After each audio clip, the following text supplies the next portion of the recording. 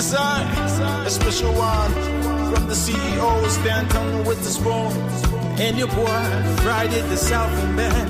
Charges on the beat. On the spoon to get your information. On the spoon to be part of our discussion. Spoon, spoon, spoon television. Spoon, spoon, spoon radio station. Spoon gonna tell you what is happening in Liberia. Spoon gonna tell you what is happening in Monrovia. Spoon gonna tell you what is happening. It's a mistake, no conflict. Yesterday, the head of Guinea sent me 10 pickups. They just arrived yesterday morning. So there's no conflict between them.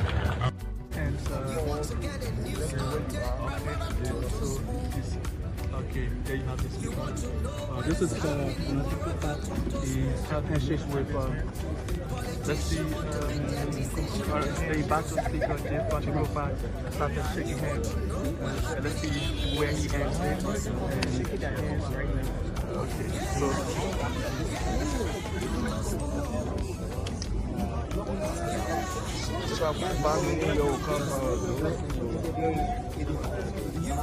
so the battle speaker is here to have issues with the speaker for the majority bloc, to be the president.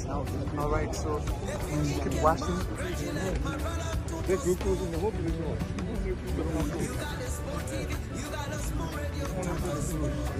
A pleasant evening to you. This is the Spoon TV coming to you from just before the residence of Representative Frank Safoko. As you can see, the Liberian National Police men are stationed. The SUV that we earlier saw this morning, this afternoon is also back.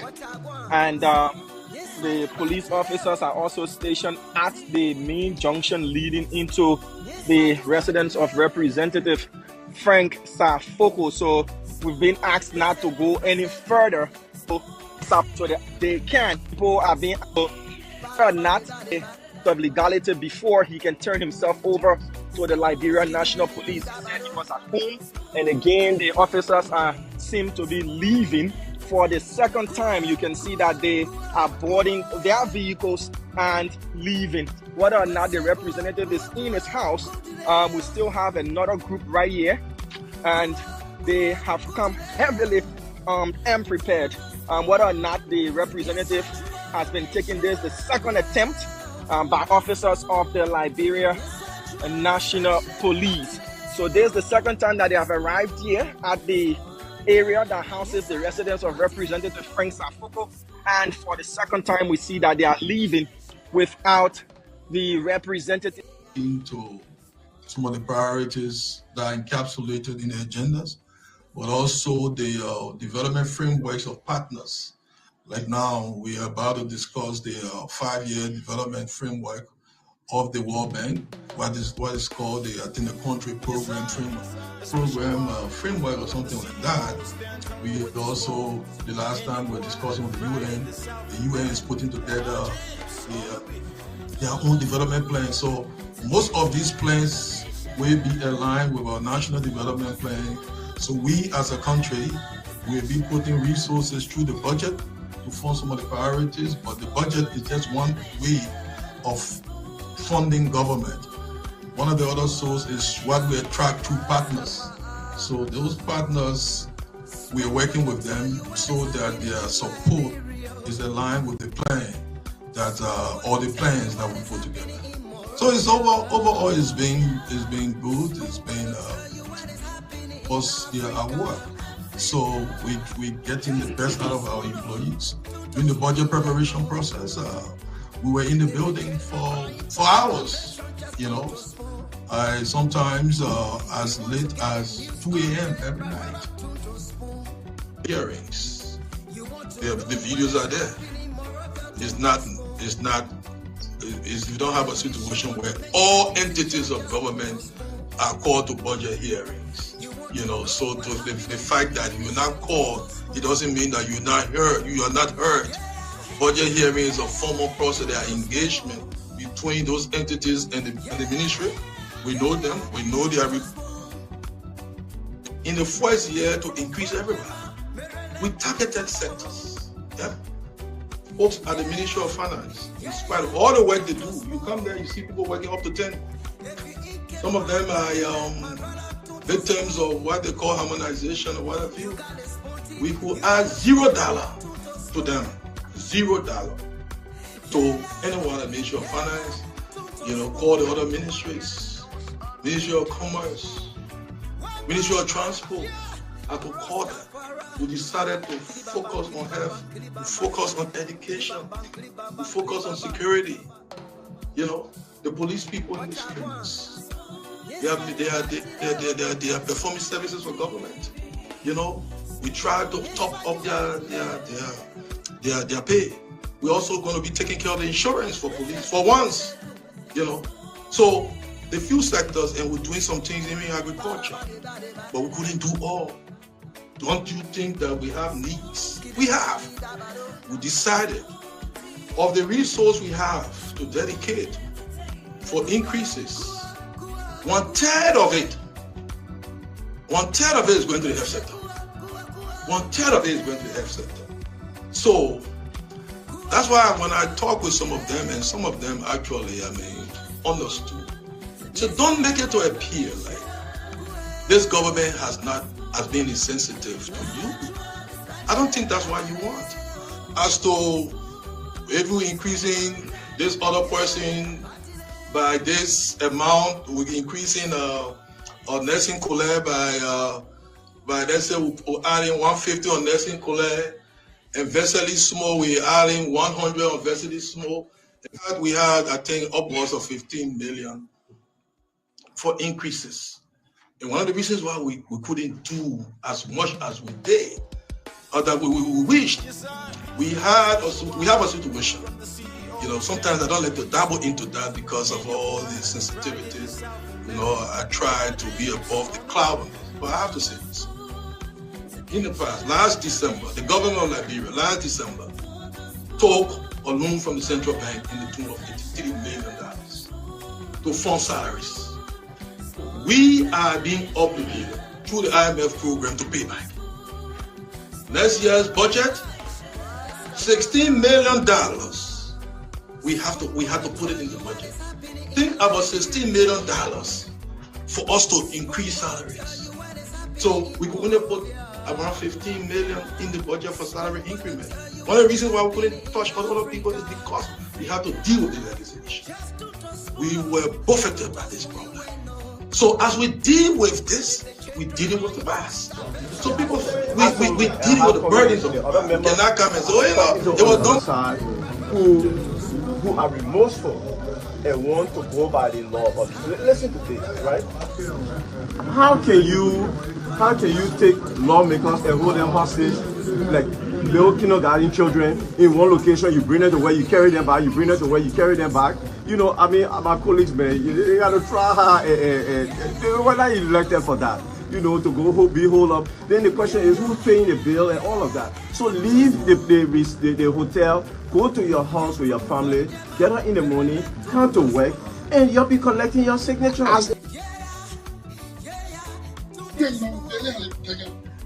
Parallel to your Michano office, Kanondo parallel, I'm the coffee, Michano, Makomu, Otobiana.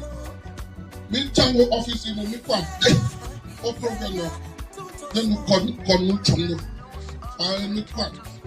whatever program now, we party no CDC or parallel. We could not come out because Mikwa or you know the IEK could not tell for you. So appear Yabana. I think Mikwa. You know the way I'm not care in fact the big trade party now. No, Masari, you have to represent another district number one. Masana, then actually. So you set up a position one in it. You have them on the camp channel, my consular number hit you, and then the night. Equal, Lama, Lama, Miri, come on, I'm fire.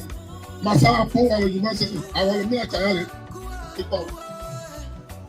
When Minister Human got confined, he had an induction or inauguration program. He expected to be called, to be invited by his big brother to attend the program. Unfortunately to him, he did not call him. However, he made a way at his house, or at the ministry. Okay, at the ministry where the program, took place. When some of the seditionists saw him, they felt so frustrated and dissatisfied with the decision for Honorable Fala to attend a United Party Internal Affairs Minister induction program. And he said to them, I am a leader. I am the representative of Koya. Yes, sir. A special one from the CEO, stand coming with the spoon. And your boy, Friday the Southern Band. Charge it. Okay, folks, thanks for joining us tonight. This is the Late Night Show, the Late Night Politics on Spoon. Many thanks to all of you across the world, across Radio Land, who have joined us tonight. The Late Night Show is where we talk the issues. We bring you the updates on the happenings across the country. We bring you analysis on those issues and afford you the opportunity, the time where you can have your say on those different issues of concern. And we do that here with the interest of our country so dear to all of us, wanting to see the best coming out of Liberia. And that's why we come up here all the time to do this. I want to say welcome to everyone tonight. Thanks for joining us on the Late Night Show. I'm Nelson Colette. The rest of the team will be joining in shortly as we bring you another edition of the Late Night Show. Kindly share the program as you come on tonight. Let's hope you can share the show as you join us, regardless of where you're joining in from. Many thanks to our affiliate radio stations that are relaying this program across the country as well. Yes, and let's talk Liberia tonight with a lot of things happening across the country. So much to talk about. I want to recognize a few of you just before moving in to get the show started, to bring you the updates. Charles Delan, thanks for joining us tonight. It's good to have you on. Pitman, I see you're here. Harry Do Tapla, Harry Do Tape. Yeah. Junior, thanks for joining us tonight. I see Worthy Benda, thanks for joining us tonight. Philip Bala, Mr. Bala, we appreciate you. Hashim Famula is here tonight. I see Pee-wee Wule is joining us tonight. I don't know from where, but thanks a lot. Nathaniel K. Hill is here tonight as well. Noah C. Elliott is joining us from New Israel Community. We appreciate you, Noah. Nush is here tonight as well. That's Shirley's best friend. Thanks for joining us. Lemio Bayu, whichever way you want to say it, but I appreciate you for joining us tonight. Sorry if I didn't say your name right. Brother, I see Jack Flomo, Lawrence Morgan, and all of you joining us tonight. It's a good thing to have you coming on. It's going to be a spirited conversation. The best you can do is to share this edition of the Late Night Show. You don't want to miss this for anything. Look, the Late Night Show is not coming your way as frequent as we used to bring it, but whenever we bring you the Late Night Show nowadays, it's something heavy. Because we pack everything, we put it together, and when we're ready to dish it out, we give you nothing less than the best. So I want to welcome all of you. Emmanuel Kabe, thanks for joining us. Cassius, let me bring the folks on gradually. I see the guys, the team is coming on. Joe Benda, thanks for joining us. Spotlight Liberia, thanks for coming on tonight. We appreciate all of you for joining us. Jerry Gitawa is here as well. Let me welcome everyone to the show tonight. It's going to be a great show. Share the program as you come on. Sa Kamara is here. Amar Buller, Charles Delan, thanks to everyone for joining us. Kolu Blama joining us tonight. I see Samuel Gater is joining us as well. Michelle Zagu, thanks for joining us. Let's hope we can have a great show tonight. A lot to talk about. So many things happening across the country. A lot of you are aware that we return from the weekend, and over the weekend there were just a lot happening. The president has been in Lofa County, engaging with citizens in that part of the country. Managed to spend his entire Christmas there, and a lot has been happening. Well, the president, in one of the engagements, made a comment that has gone across the country, that has gotten some mixed reactions with respect to the whole corruption situation across the country.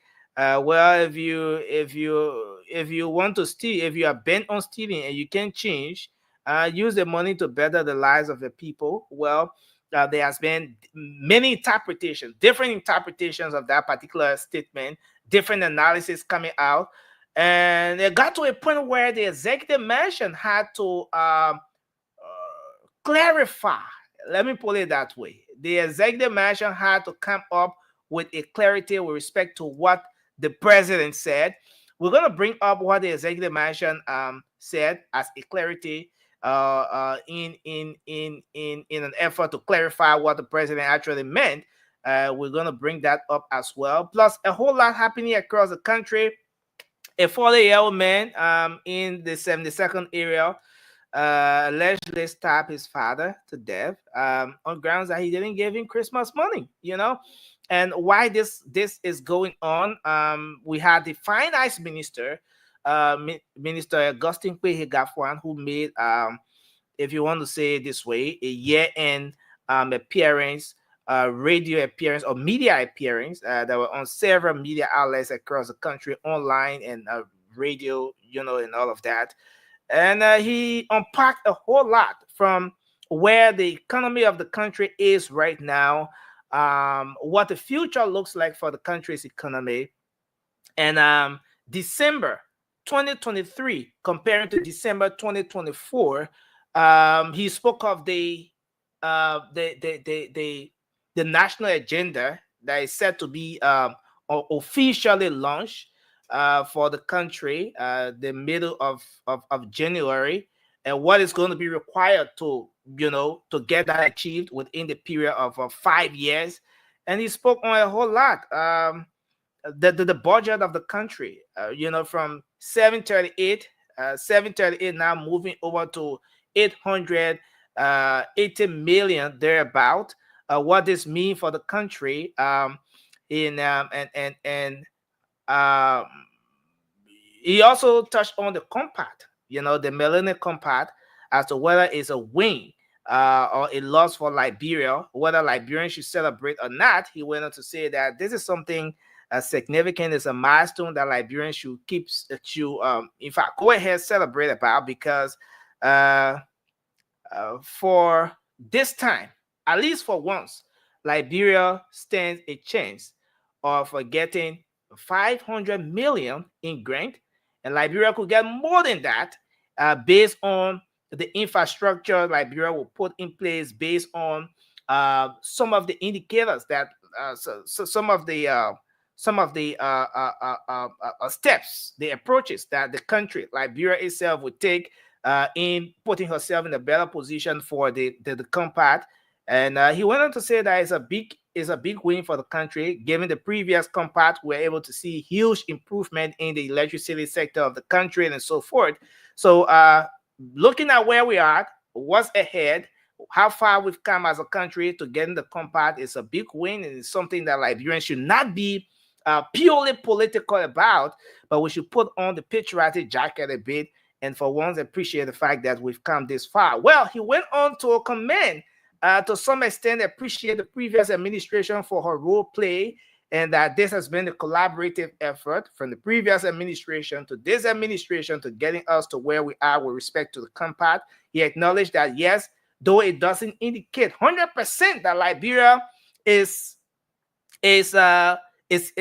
about to, it's cast in stone. It's not cast in stone that Liberia is going to receive X amount of money, but the indicators, the writings on the wall are just so glaring, and it seems so good for Liberia, especially what the country stands to benefit from the compact, the MCC compact. And he touched on a whole lot, and that presentation or that appearance has sparked talking point conversations across the country. And those are issues we're going to talk about tonight. Now, most of you remember during the campaign period, there was a situation in Lofa County that saw the CDC going head on with the Unity Party. Now, most of you remember that there was this clash, there was this violent situation between the two parties. There were lives lost in the process as well. Some people were injured. And the current Internal Affairs Minister made some comments at the time, and those comments were taken seriously. He threatened to go after another individual by the name of Falabu. And most of you know the famous Falabu, story, the video that circulated and all of that.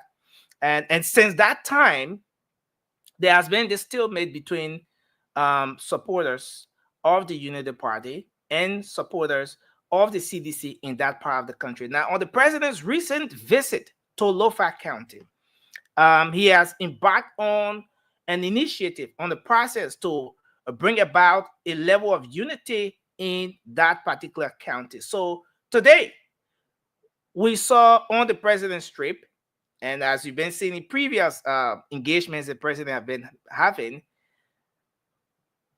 the expelled stalwart of the CDC, the deputy speaker, Honorable Thomas P. Fala, has been on the trip with the president. Well, I can't say, and I'm yet to establish as to whether he and the president went together, but he's been seen on the trip with the president. And on the different engagements, today, there was a reconciliatory program, held. And that Internal Affairs Minister, or the Internal Affairs Minister, who have not, been seen in a very good term with the deputy speaker, especially the folks given the political situation, the division that was created, supporters of the Unity Party on one end, supporters of the CDC on one end.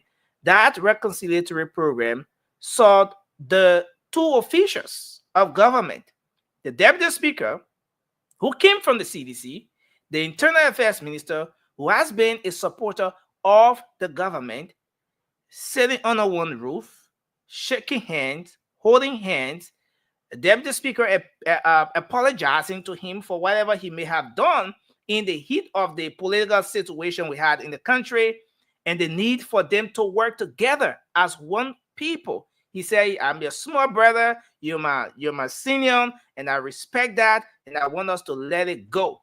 And the president was seen holding the hands of the two officials and other stalwarts, other leaders of the county, trying to make sure that unity is that unity wins in the midst of everything we've seen in time past. And he made some strong comments there that we're going to look at tonight.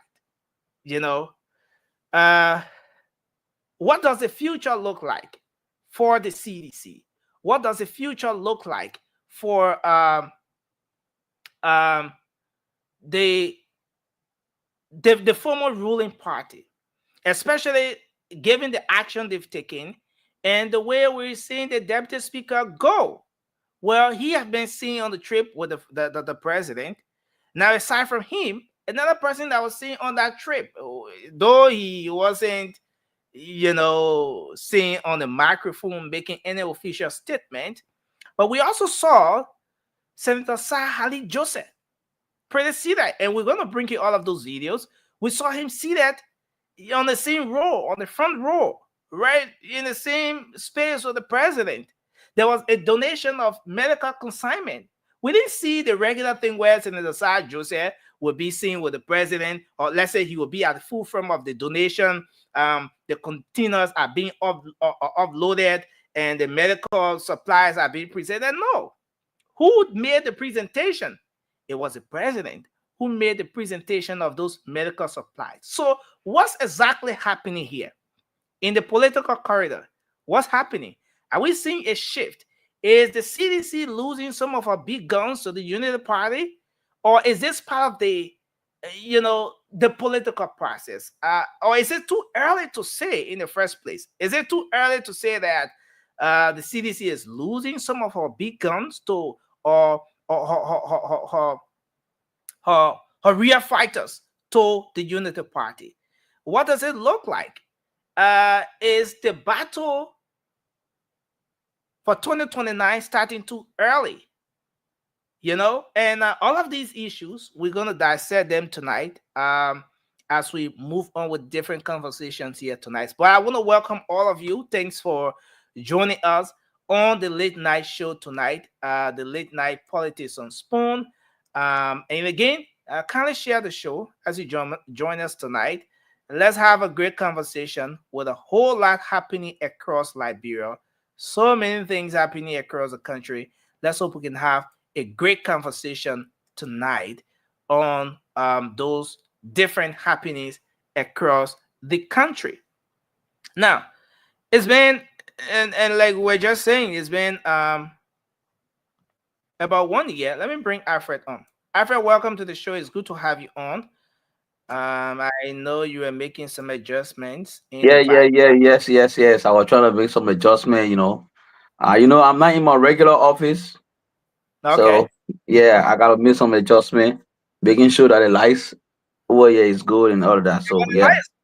You have a better lighting than even me today. I don't know how you did that, but I think it's it's paying out well. But Alfred, it's good to have you on the show. I just want us to get straight into it because we have a whole lot to unpack tonight. I want you to do your opening quickly, and then we're going to move into the discussion tonight. Well, again, want to say thank you to our people for the peaceful celebration, even though we had some skirmishes here and there as it relates to the celebration. Usually, this Christmas celebration comes with a lot of you know, at the end of it, it comes with a lot of sad story of accident, people drowning in water and all of that. We did not hear that, but yeah, we want to be grateful to God for keeping the peace in our country, and we look forward to a thought-provoking conversation tonight. Yeah, Alfred, there's a whole lot happening across the country, and one of those things that have become the major concern has been, you know, the legislature. I want us to start this conversation tonight from the legislature, Alfred.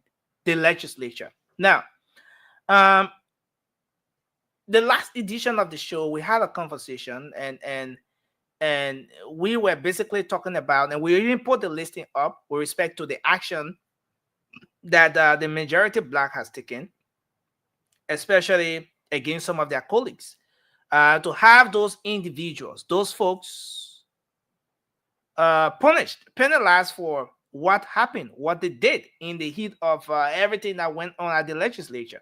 And part of the efforts they're making to set a precedent, according to them, is to withhold the salaries of some of their colleagues who were caught in a web of violence at the first branch of government. We put the listing up the other day, and Ministry of Finance have been communicated to, the banks have been communicated to, the benefits and the salaries of those individuals are being withheld. What we put up the other day was just the LRD component of the salaries. But today we're talking about even the USD component, even the gasoline they're supposed to get, and other benefits that they're supposed to get is being withheld. Now, there are information in the corridor that some of those folks on the other end from the minority bloc are reaching out and saying, look, we want this thing to go down. You know, we are colleagues. Let bygone be bygone. You know, let's have this whole salary thing, swept under the carpet. Y'all get our salary to us, and let's move on. Alfred, do you think for any reason the move in the first place was a good one to withhold the salaries of those lawmakers, 7 lawmakers, to withhold their salaries? Now, in a case where those salaries have been withheld, benefits withheld, and the lawmakers are reportedly, some of them are reportedly reaching out and saying, look, you guys need to let this thing go, and let's move ahead. Do you think it's going to be a good thing? It's going to be prudent enough for the majority bloc to sweep this thing under the carpet, though it's been in the media, the press has taken this whole thing about the salaries being withheld, but let's let it go. For the sake of peace, for the sake of bringing the legislature back together, let's let it go. Nelson, the last time we said that the particular action of this quote unquote majority black was in no way setting any kind of precedent. Hmm. Because if you say you want to hold somebody's salary as it relates to, the law, that means this person must have broken the law. But in the case of the minority black, that's not precedent. It's just about, the illegal actions that this country have seen, the level of impunity that this country have seen. Nowhere in the world, nothing, where the court of the land will speak on a particular matter, and people say they don't understand what the court say, and they decide to do their own thing. That is the reality on the ground, and that's why we are seeing this issue continue to drag until Liberians learn to withhold the rule of law. This country is not going anywhere.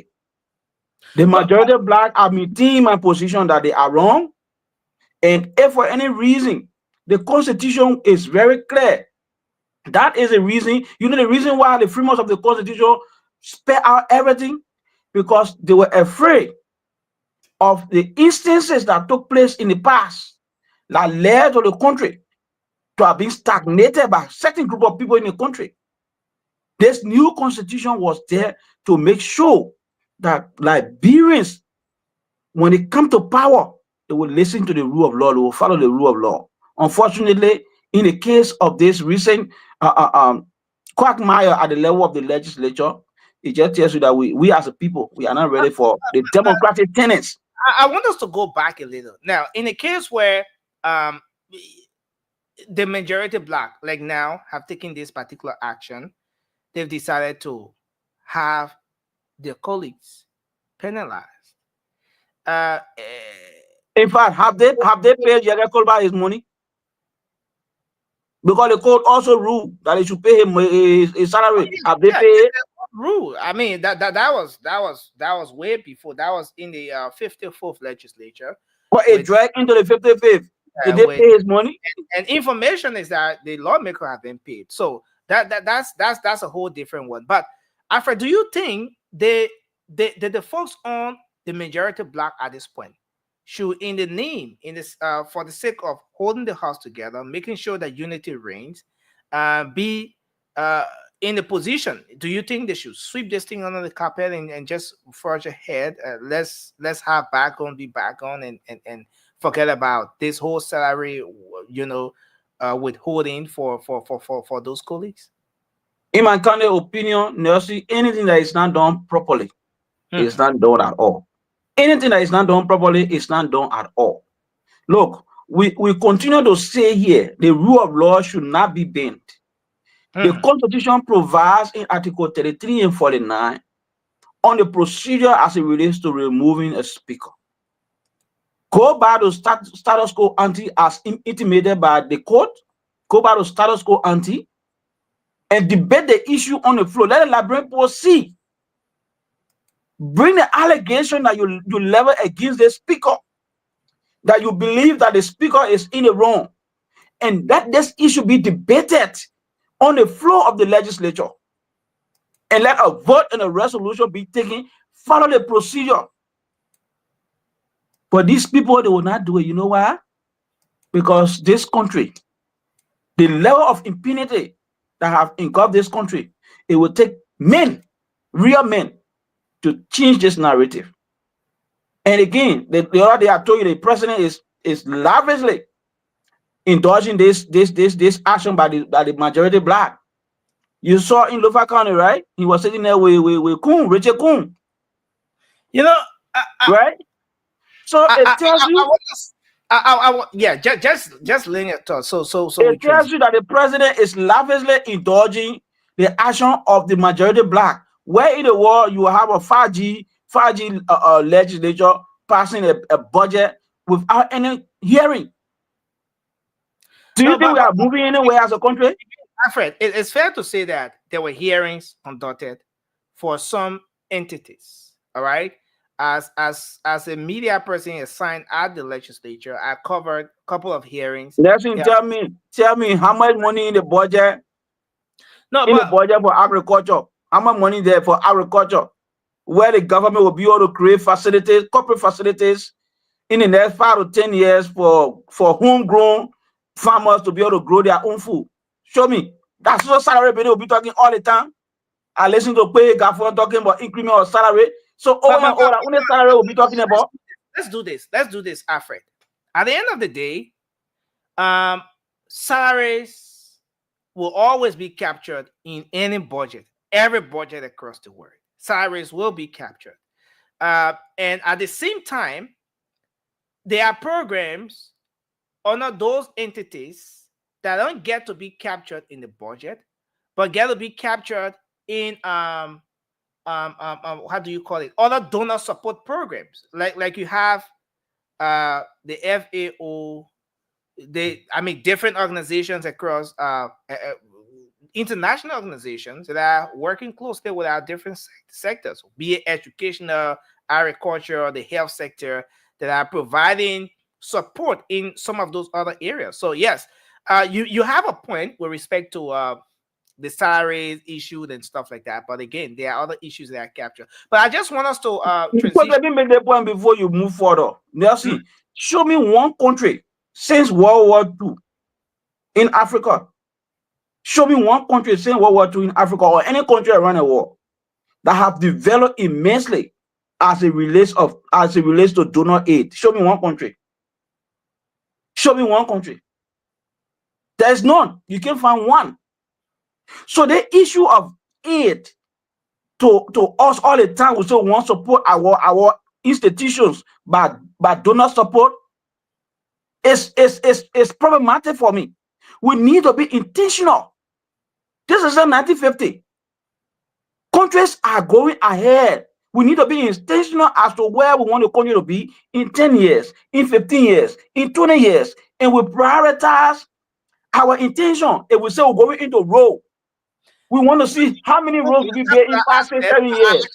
Alfred, I don't want us to divert. I don't want you to take us somewhere else. I want us to take this conversation one step at a time. We're done with this legislature thing. Let's go to the president's trip and some of what's happening there a bit. And then we're gonna come back to this budget thing, some of what the finance minister said, and make some analysis around that. But let's listen or watch briefly just a portion of this particular video. This is the deputy speaker in what's the county? In Lofa County, along with the president on the strip. Okay, so I want us to just watch a portion of this one. Okay. Hello. So, the political war can't go slowly.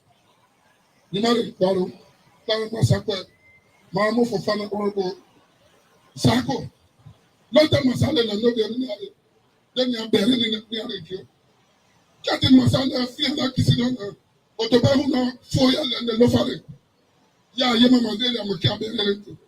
To see after them. In every one, Santo time, you don't equal cherry. Labarika. Okay. Hello. So. Okay, so I want to hold it there. What he said before now, we'll go to it later.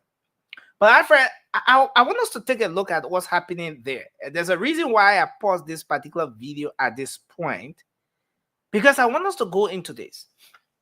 You have the Internal Affairs Minister seated in on the other end there, on the your right end. On the left, you have the president. Next to the president, you have Deputy Speaker Thomas Fala. Next to Speaker Thomas Fala, you have Senator Sir Hallie Joseph. Now, What I want to bring to your attention, Alfred, tonight is that Anthony, thanks for joining us tonight. It's good to have you on. What I want to bring to your attention, Alfred, is that this is President Boakai. This is the Internal Affairs Minister on the other end. If you go back to 2023, you will notice that all four persons you see on the screen here represented different sides. Anthony, when you cut your webcam off, just mute your microphone so we don't hear what you're saying in the background. So all four individuals represented different sides politically. The president, the Internal Affairs Minister, obviously Unity Party. The Deputy Speaker and Senator Joseph, the CDC. The Deputy Speaker and Senator Sir Joseph have been strong and very influential figures within the CDC. The president on one end and the Internal Affairs Minister, you can see the rest. But after what's happening here, the president is on a trip to Lofa, and the next thing we see, Deputy Speaker Thomas Fala and Senator Sir Joseph, they're here in this gathering. I understand that this was a reconciliatory program held in the county. But go back a little. Few weeks back, the Deputy Speaker, Honorable Thomas Fala, was expelled from the CDC based on the whole Capitol building saga. In the same few weeks back, Senator Sir Joseph, in this chat that leaked out of the CDC chat room and all of that, you know the back and forth that went on between he and a particular name or identity believed to be the former president, the back and forth that went on between them to the point where he said, okay, let's see, 2029 coming, let's see if you get one vote on your own without the CDC or whatever. Yeah, but those two individuals do not have a solid relationship with the CDC right now. To a point where Deputy Speaker Fala has been expelled. But now, just in a few weeks, we're seeing them on a trip with the president. Alfred, what do you think is going on here? Have the CDC lost two of her influential members to the Unity Party? Are we seeing the battle for 2029 beginning right here? Or is it too early to say that maybe the CDC have lost those great men and that the Unity Party is going to get hold of them? I mean, what do you think is happening here, Alfred? Let's start the conversation with you. Well, let me begin from the traditional standpoint. I think from the traditional standpoint, Representative Fala, Sahali Joseph, and the president, they are kissing first before any political party. And because they are kissing first, it is important for them to keep the kissing people together. Because remember now, we had a very close election, and the statistics shows that the country is divided. And for that part of the country where tradition still remains strong, I think this is the right thing to do to bring the people back together. Remember now, they are all leaders of the county. And if they cannot bring themselves together locally, from the local standpoint, as a county, how then can they be able to lead a country? You know, so I think this particular action is in the right direction. Okay, it has nothing to do. It has nothing absolutely to do with the ideology as it relates to their different political parties. This is about. I want to interrupt you a bit.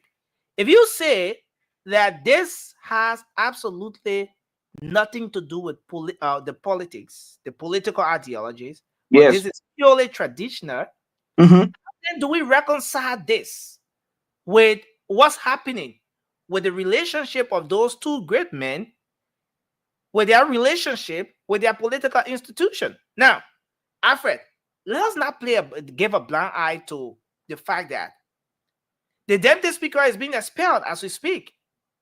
All right? There's a sour relationship between the deputy speaker and his political institution or some influential members or figures within that political institution. Nothing. We learn from history. Mhm. Ellen Johnson Sirleaf was expelled from the Unity Party. What happens? She never came back. So the whole issue about Thomas Farah being expelled from the CDC, I think for me there is always room for reconciliation when it comes to the political party. Thomas Farah can always go back to his party. Remember now, he has never affiliated himself with any political party whatsoever in his political sojourn. So there is always room to go back, and there is always room for reconciliation. So, Alfred, are you ruling out the possibility of a possible crossover to the No, Unity? I do not see any sign.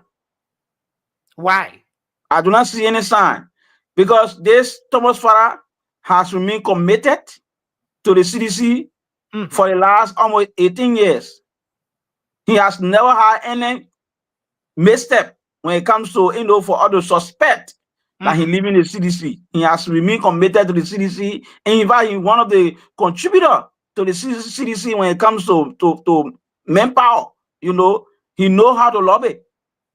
So, and if you look at the conglomeration of the CDC, majority of the people in the CDC come from Lofa County.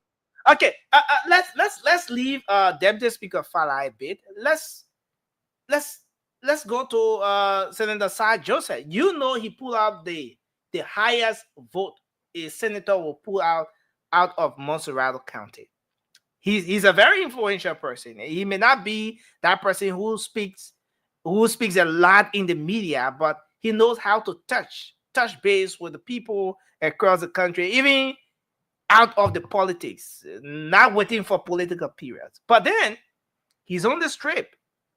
I'm not sure if he went with the president, but he's on the trip. I see in this photo, see that right next to Senator Deputy Speaker Farah and the president. I think the appearance of Senator Sahali Joseph on this trip was much more to show support to Thomas Farah, that he support his action to making sure that the people of Lofa are united and that they can come back together again as a people, especially the Kisi people that will be divided as a result of the elections. So I think this optic is all about showing support to Speaker Farah. Thank you. I'm gonna come to Anthony next, but just before doing that, you see, we were on the show a couple of months ago, and Vasco, our own dear brother, said on this platform that in the CDC, nobody is important. The only important person in the CDC is former President George Weah. He said when Tifa Leke he can go, Sir Joseph Leke he can go. The only person that we value that is important in the party is former President George Weah. Now here we have Vasco in. Most times I don't like going to the comment section, but Vasco is in the comment section tonight telling the Liberian people that this we're seeing here, all of what is happening here with Senator Joseph, Deputy Speaker Thomas Farah, he said this has nothing to do with politics. Is there any reason why we should disassociate with the politics with what from what's happening here, Alfred? Is there any reason? If you ask my kind of opinion, I told you from the very onset that this is purely traditional, and you see the president is in there. The president is the eldest person in the room, and he's from this particular tribe. So for me, I think this is purely traditional. It's about bringing everybody together and making sure that people can reconcile. You saw in the video Thomas Farah apologizing if he had ever said anything against Minister Newman, right? So this is what traditional is. I mean, tradition is it brings people together. It's not there to divide people.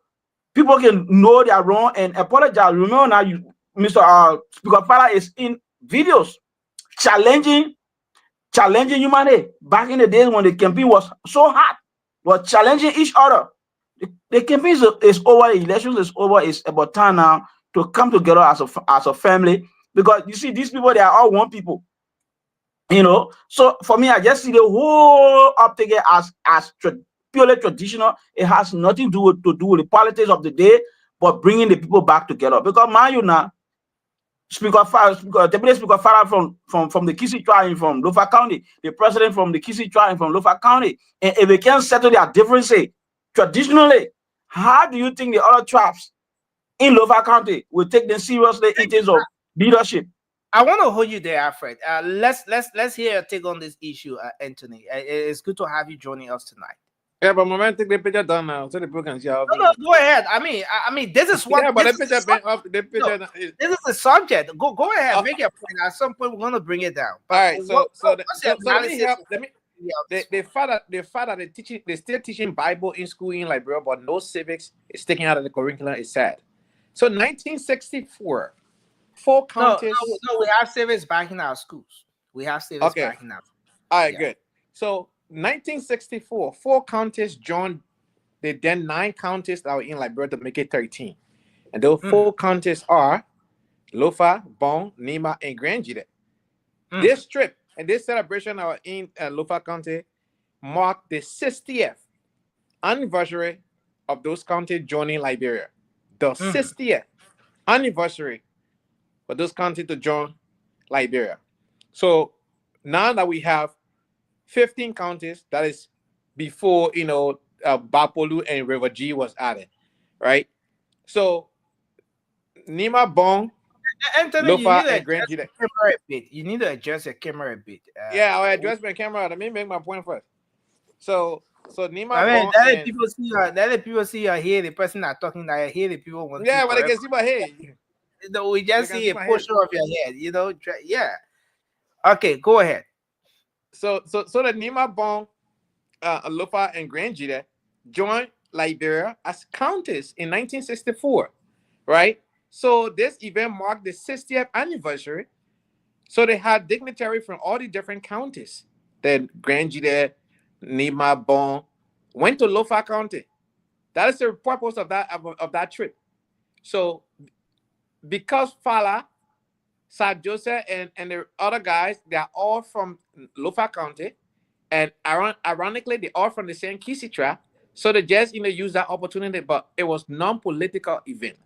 It was a celebratory event of those 4 counties reaching the 60th anniversary of their existence as counties in Liberia. So that's what that trip was all about. However, it was during that trip the president, made that statement that caused them to demand to put out a clarification yesterday. Yeah, we're gonna get to that. That's so it was non-political. I know your journalistic itching ear trying to put it, but it's okay. It's okay. But there is no politics there. I can tell you for a fact there is no politics. Anthony, why are you adjusting your camera? Let me say this. Why you want me to adjust the camera? Okay, like this. No. It's not fair to our audience. You just audience? Yeah, the audience gotta let you. The boy ain't gotta let you.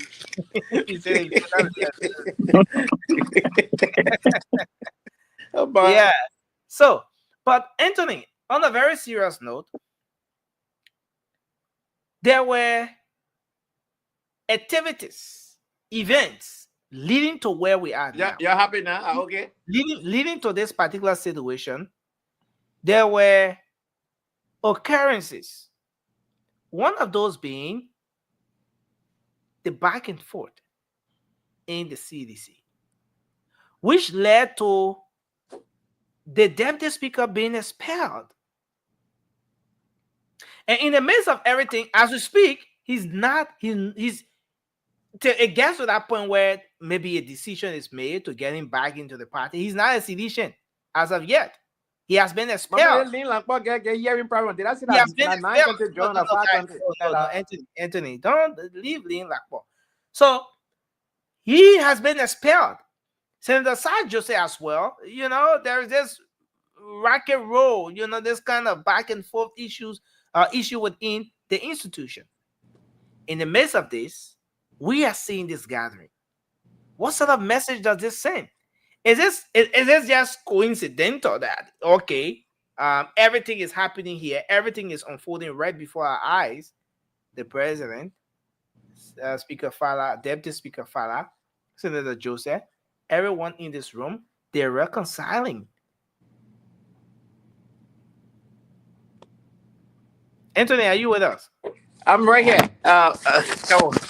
I'll read the comment. So look, Nelson, in as much as you're trying so hard to make this thing political, this is not a political event, right? With the expulsion of the deputy speaker, from the CDC block, that are own party inner ranking. Whatever they want to do, that one is up to them, right? I'm not going to waste my time as to what transpired in CDC. It does not benefit me. United Party and CDC should not even think about election 2029. These two parties are ruining our nation, and United Party continue to take us backwards.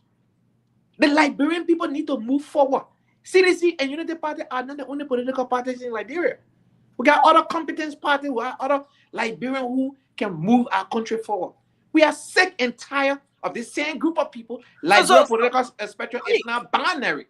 Anthony, are you saying here that this cannot be a fight for 2029 because the individuals, the both parties that the individuals are from have failed the Liberian people, and you think there's a miserably. So what is that best alternative? What is the that best alternative? Is the ANC. I can tell you for simple put, the best alternative is the ANC, and yes, why? We came out the first political party to denounce the illegality of the unconstitutional removal of the speaker. We spoke against it and put out a statement. And then recently, I saw Dr. Maniba also put out a statement. We stood firm by the side of the Constitution. Listen, let me say this to you. In 1 year time, Joseph Numa Boaka ruined Liberia just as he did with the CPP. We don't have a capital building. Anthony, you're dragging us somewhere else. Because how can you say ANC is the alternative?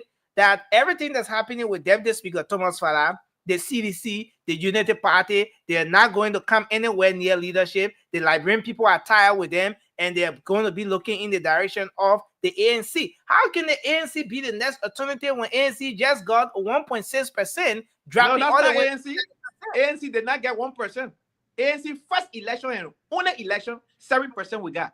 ANC will never register in 2023. Go check NEC record. Did you see ANC register in 2023? Okay. Let's put it this way. Let's say the CPP, right? Yeah, but the CPP messed up with all the parties. But it's even a take away from you, Anthony. No, it is not. Let me just say this.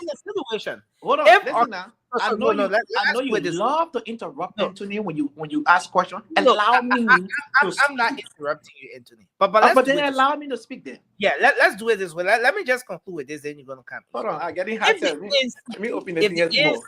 All by ourselves got 7%. ANC all by ourselves got 7%. When people didn't even know us. You went and grab CPP, you grab all the other people, then have Liberty Party and have other party and other party there. You put them together, but you got 1.6%. So what is your point you're making? Tell us that it's the best alternative. In fact, ANC had never gotten 1.6%. So it means that if we take the other party and own the number from there, ANC will get less than 1%. But that's not the point. No, hold on. You want me to present a case right now? Okay, let me present the case. It's very simple. Present it. Very good. The Liberian people have never trusted us with power before. My political leader is not using government money to live in Liberia. He's driving one of the best vehicle ever. All right? 1 penny of Liberian government money is not inside. We don't go stealing people's money and go use it and act as though we are good people. We don't take that stealing money. We saw the Senate Pro Tem asking 100 people to reach out to her. She would dish out money first because they took the Liberian people money instead of them introducing national legislation that will help the Liberian people. They are corrupting the system and act as though they are good Samaritan. That's not Liberia that we want. You know what we want?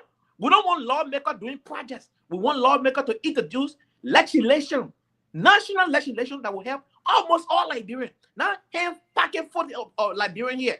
You know what we need? We need legislation that will bring factory to Liberia. We got rubber. Why are we not having tire factory in Liberia? We have iron ore. Why we don't have steel processing plant in Liberia? We have timber. Why we don't have furniture factories in Liberia? This is the kind of thing that we want to see in Liberia. We want to see Liberians who will go to work, receive that paycheck on time, bi-weekly salary payment, not every 30 days. If we give the people salary bi-weekly, they will receive 26 paychecks in a whole year instead of 12 paychecks. They will have that money to be able to buy the children slipper, pay the children school fee, put beggar right in the house, and they will not be beggar. Why should people be beggar in our own country in this 21st century, 2024, now about to enter 2025? And that is one you want to sit here and talk about United Party, CDC. We want a Liberia where every Liberian will have the opportunity to strive. Everybody will not be rich, but we will not have people being hungry that they can buy one bag of rice for themselves, that they can buy slipper for their children, that they can't afford to put their children in government school. That will not happen on our watch.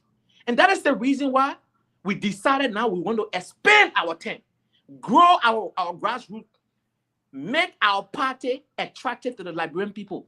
If they talk about collaboration now, we're not interested in no collaboration. We are interested in growing our party. CDC, Unity Party, have ruined Liberia. The records are there. Just 1 year of this Unity Party administration, look at Liberia. Look, go Google Liberia. The first thing you will see, the fire at the Capitol building, like what you see on Google. The very first thing will come up. Is that a good image of Liberia? Is that a good image of Liberia? The Capitol building on fire. Anthony, thank you for carrying us to ANC and passing all around all the other things that ANC getting in playing. Listen, we are the alternative. We are the alternative to Liberia. But on a serious note, Anthony, your ANC failed miserably. We did not fail. And we did not fail. That's not something ANC. That was CPP. I keep telling you, don't confuse the two. But I want us to make progress here. Yes, you see this whole thing. Anthony, put your phone on mute. Put your phone on mute. You see this whole thing as not being a very successful fight for 2029. You have the view that the Unity Party or the CDC cannot see state power come 2029. Now, Anthony, in the midst of everything you're saying here, there are others who have started peeping into 2029. There are others who have started to see this thing as, look, the early fight for 2029 is on. And the cards are being played here. And everyone is trying to take a strategic position ahead of 2029. It's going to be a fierce fight, but listen, everyone is trying to take a position. Now, Alfred, with respect to this whole thing, Anthony dragging us to, I mean, do you see this ANC as an alternative? Any alternative here? If what Anthony is saying is something to go by, that the Unity Party and the CDC have failed miserably, as the ANC demonstrated in any way that it is an alternative for the Liberian people? Well, I have not seen any sign from the ANC in terms of the kind of grassroots operation that's supposed to make them relevant, in the Liberian society. The ANC is still seen as the Congo People Party. Let me put it that way. All right. Until the ANC can revitalize itself, to have the trust of the quote unquote country people in Liberia, I don't see any sign that it can be relevant in terms of the politics of the day. I don't see any sign yet. But can the ANC be an alternative in the future? There's a possibility. There's a possibility. But the way we play its card, to bring it to that place where it becomes relevant. What is the future you're talking about? What is the future? Future Well, in 2078, is that the future you're talking about for ANC? well, when I talk about the future, Mr. Cummings still has some age in his favor, and that's the future I'm talking about. That he can still sell himself to the Liberian people, and he still have some time under his belt in terms of wanting to be president of Liberia and making himself visible to the people more, and selling his ideas. That's what I'm talking about.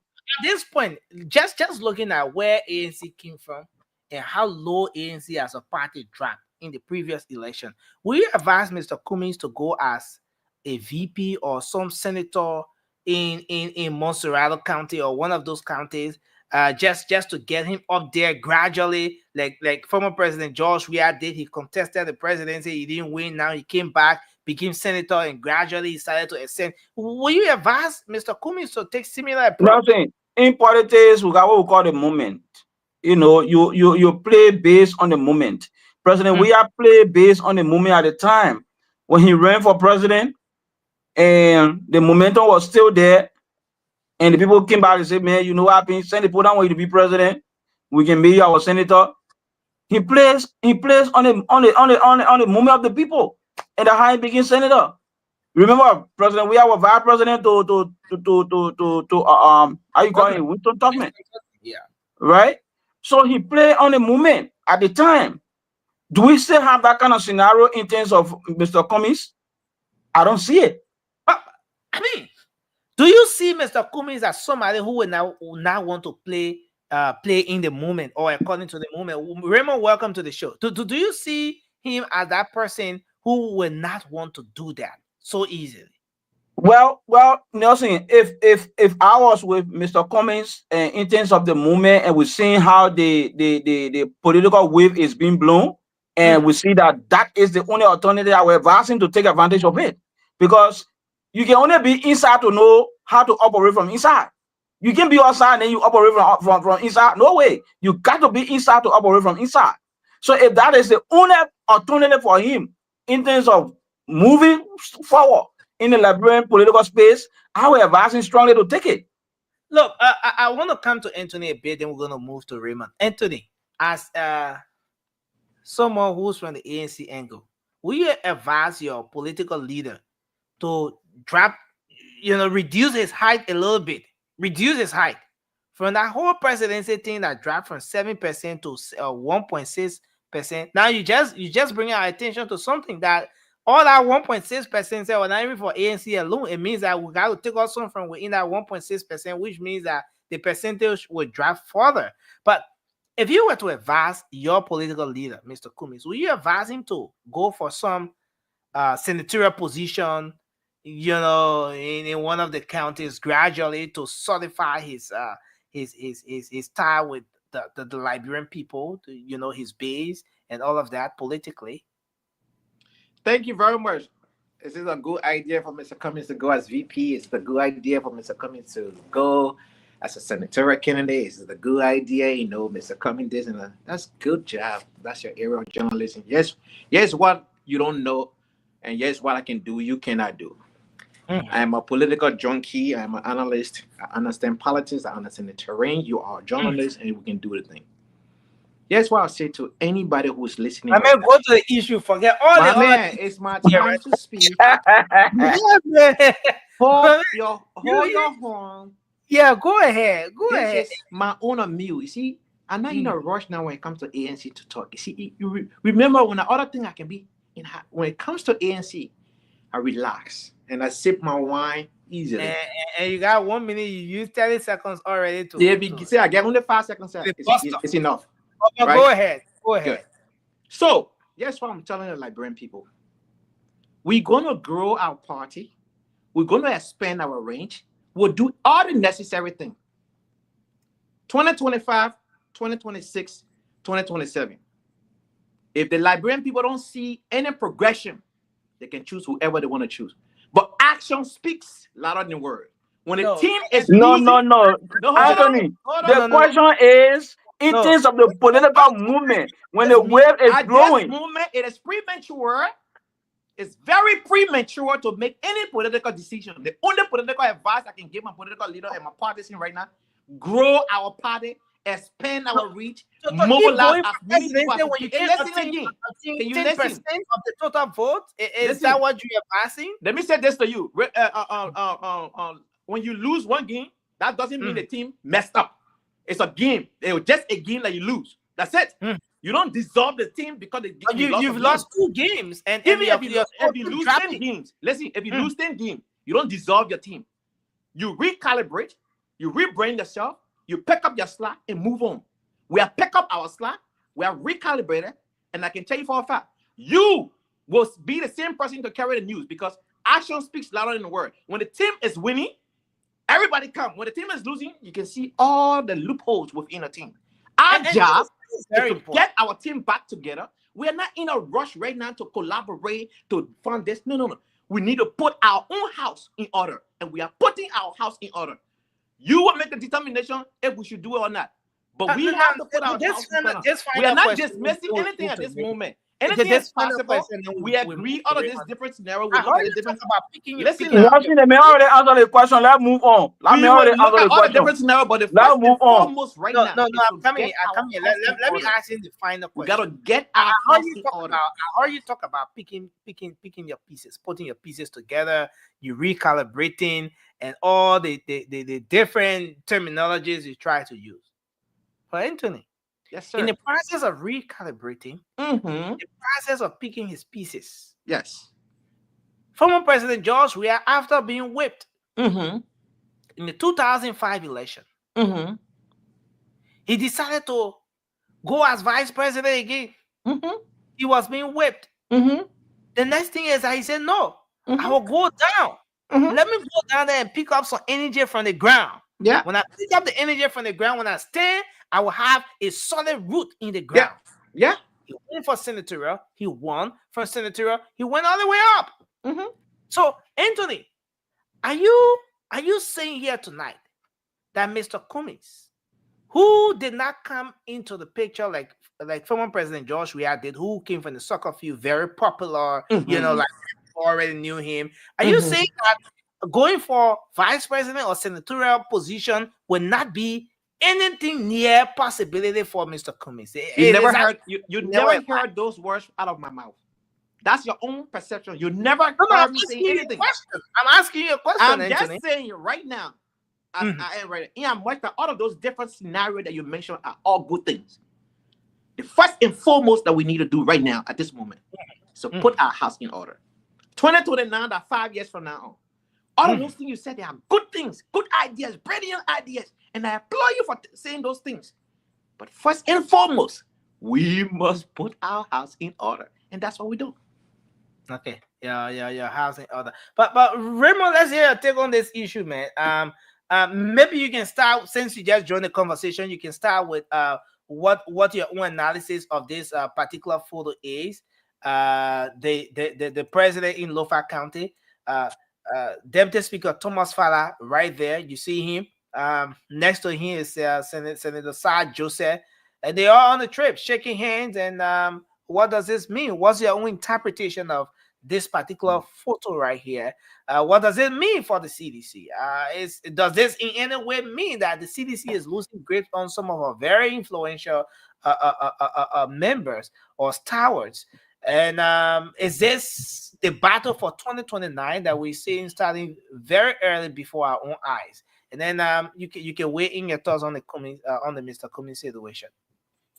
So first and foremost, we are traditional people as Liberians, and I like to urge every Liberian to not forget who we are. Okay. So in the midst of politics, there's also some things that unite us, and that's culture, tradition. So what I see in that picture, irrespective of politics, these are Lofians that come from the same region, that got traditional heads who talk to them. But let's also emphasize the purpose for the gathering, the celebration of the independence of Lofa, Bon, Nimba, Grand Jude. and in the same spirit of reconciliation. So, based on these purpose or the objective for this gathering, even if the individuals there were stay staunch CDC supporters, it was the rightful thing to gather in that place in the spirit of unity.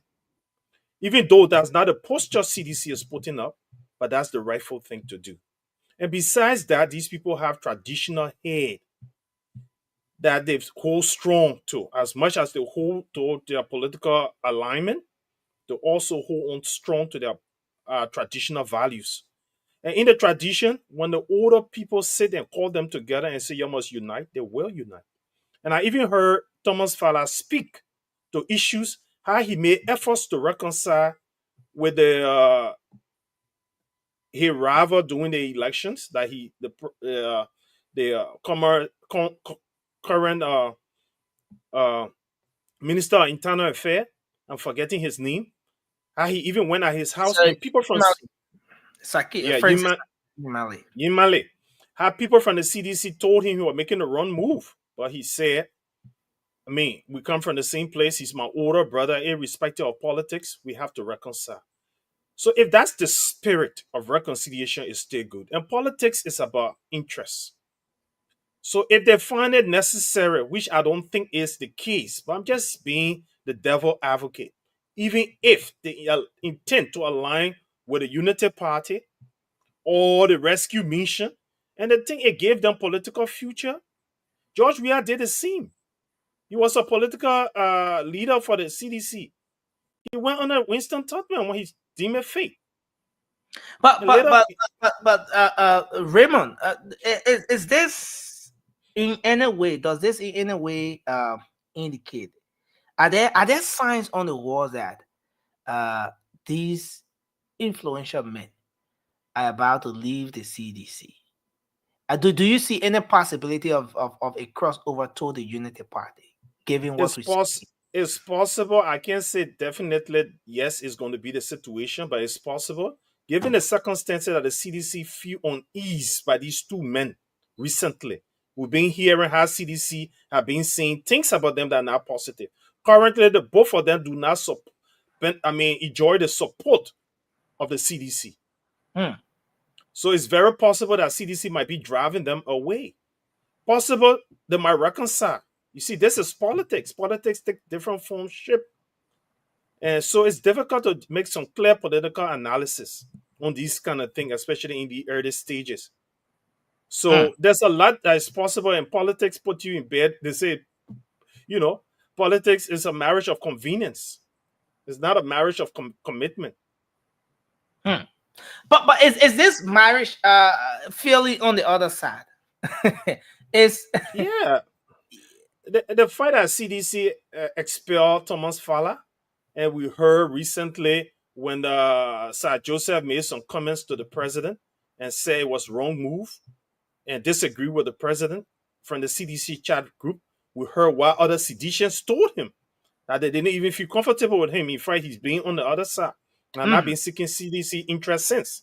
So these two individuals seems not to be welcome in the CDC at the moment. But besides that, like I said, beyond politics is tradition. And Liberia, especially Lofa County, if you all those who don't understand Lofa County, you will now understand what influence that is over Thomas Fowler and that of Sir Joseph, other than political influence. There's tradition influence. And those two people you heard Tifa speaking Kisi eloquently. So these people have not forgotten their tradition and they know where they come from and they know if they fall, where they're going to be taken to. So they're not going to despise that in the name of mere politics. wow? Let's hear your take on this issue. No, And, but before you go to Emmy, let me just speak to my brother Anthony issues. okay, yeah, on about, the ANC thing and all. about ANC being the alternative is laughable. As much as you can have all the good ideas to govern, the very first thing in order to govern, you must earn the trust of the people who you will govern. And the ANC is far from that. It's only wishful thinking to assume or imagine that the ANC will gain power. And besides that, the ANC seems not to have the individuals in the party who understand the Liberian body politics to be able to maneuver their way to power. They seem to be clueless. Even Anthony analysis about what politics is about is Come on, far-fetched. Raymond. Raymond, I want to interrupt you there a bit. Okay, so let's go into the 2023 election. Our man Anthony was supporting Mr. Kumisu, but I don't know if he was on this whole advisory or if he was really an insider like that who was, pushing some things. But Ambassador Louis Brown understands the Liberian politics. That famous, he's on that famous video with the retired suffering rally. And the rally with Mr. Cummings. They said they will put the people out, they will fill SKD. Though SKD did not get the kind of number of people trooping in. But these are people that understand the Liberian politics. They were with Mr. Cummings. Chairman Benedict, for example, said if Mr. Cummings not win, him will grow in my palm. If he don't win, and I win my what's the position? When I win my representative seat, I will resign my for everything I see. Mr. Cummings is going to win this election. Look, maybe I got to find that clip. These are people that understand the Liberian politics. But then they were there. They were in the room. They were the strategists. But then, so if you say that the ANC doesn't have people who understand the politics of the country and all of that, I don't know where we're going with this. But go ahead. So, like I said, right?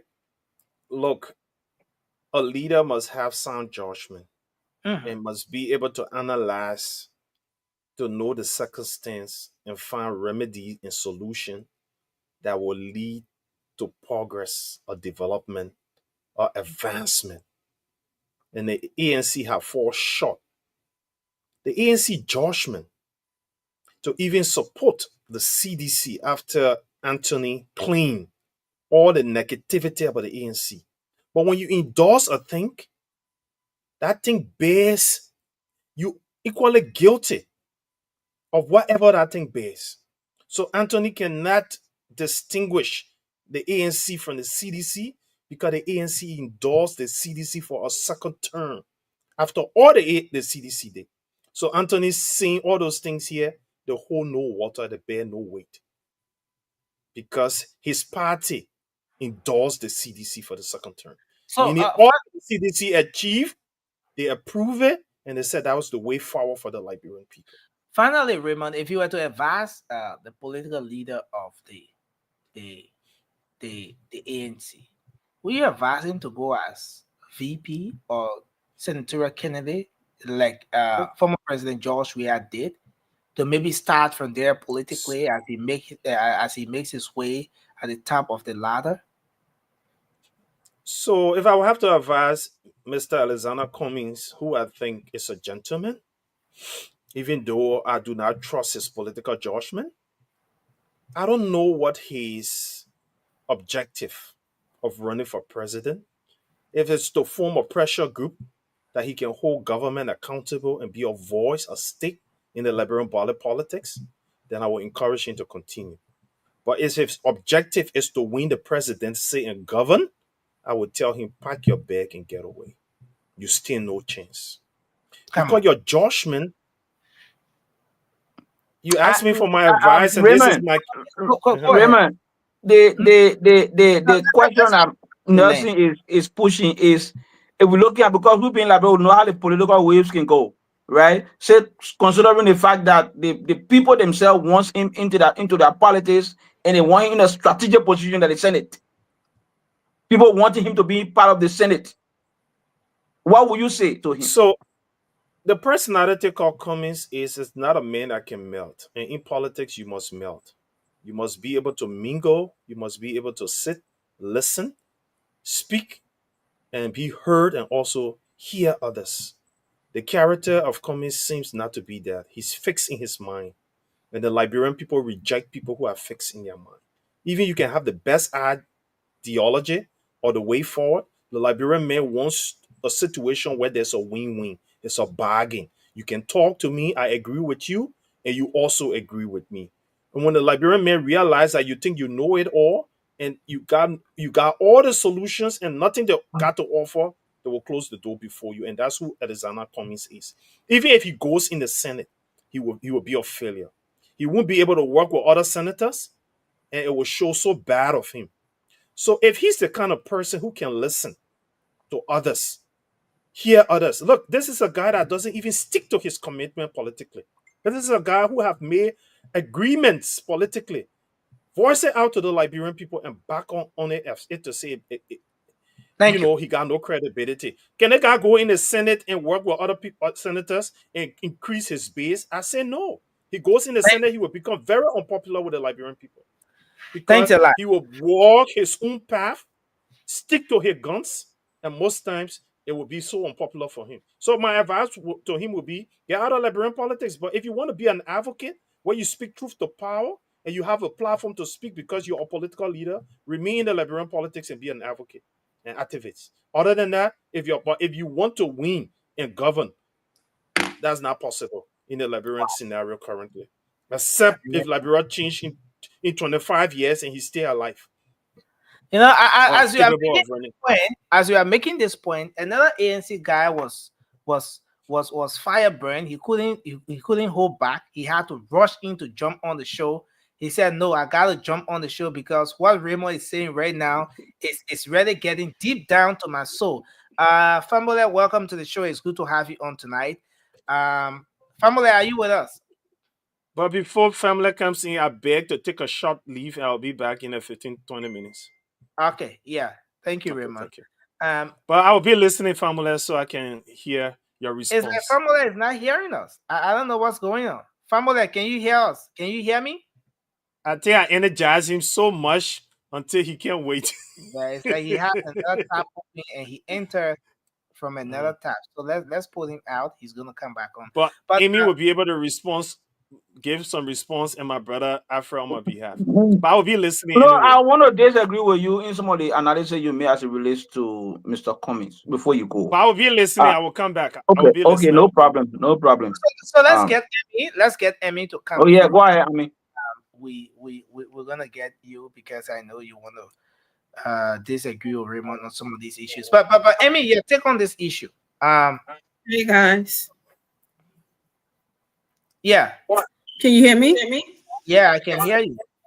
Family, can you hear us? Yeah, I can. First, we went out of sound. I couldn't hear anything. Okay. But I can get it now. Yeah. Okay. Let me just mute you, and then Emmy, the floor is yours. Let's hear you.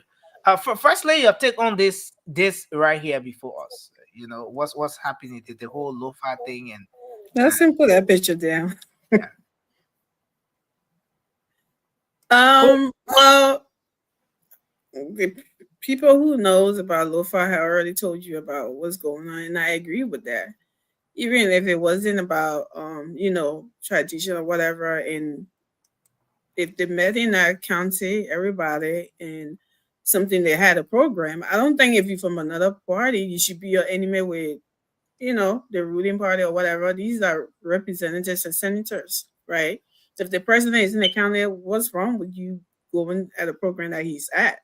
That people want to be making so much big deal about it and something. But anyway, it's Liberia. But yeah, Raymond has already told you he knows more about Lofa than I would tell you. So I think that should be it. And I don't see, even if that wasn't it, I don't see anything wrong with these people being a part of CDC and hanging out with the president, the damn president of another party. I don't see anything wrong with it for it to be a, eyebrow raising situation. And they are from the same ethnic groups and stuff like that. So I mean, you had to, that's Africa tradition. You have to know that there will be some kinds of respect being given, paid, here or whatever, as they said it in our culture, and in our country and stuff like that. So I don't think it's a big deal that people want to be making such a big deal out of it. In a situation where someone that has been expelled from the CDC, well, people may see it like that, oh yeah, he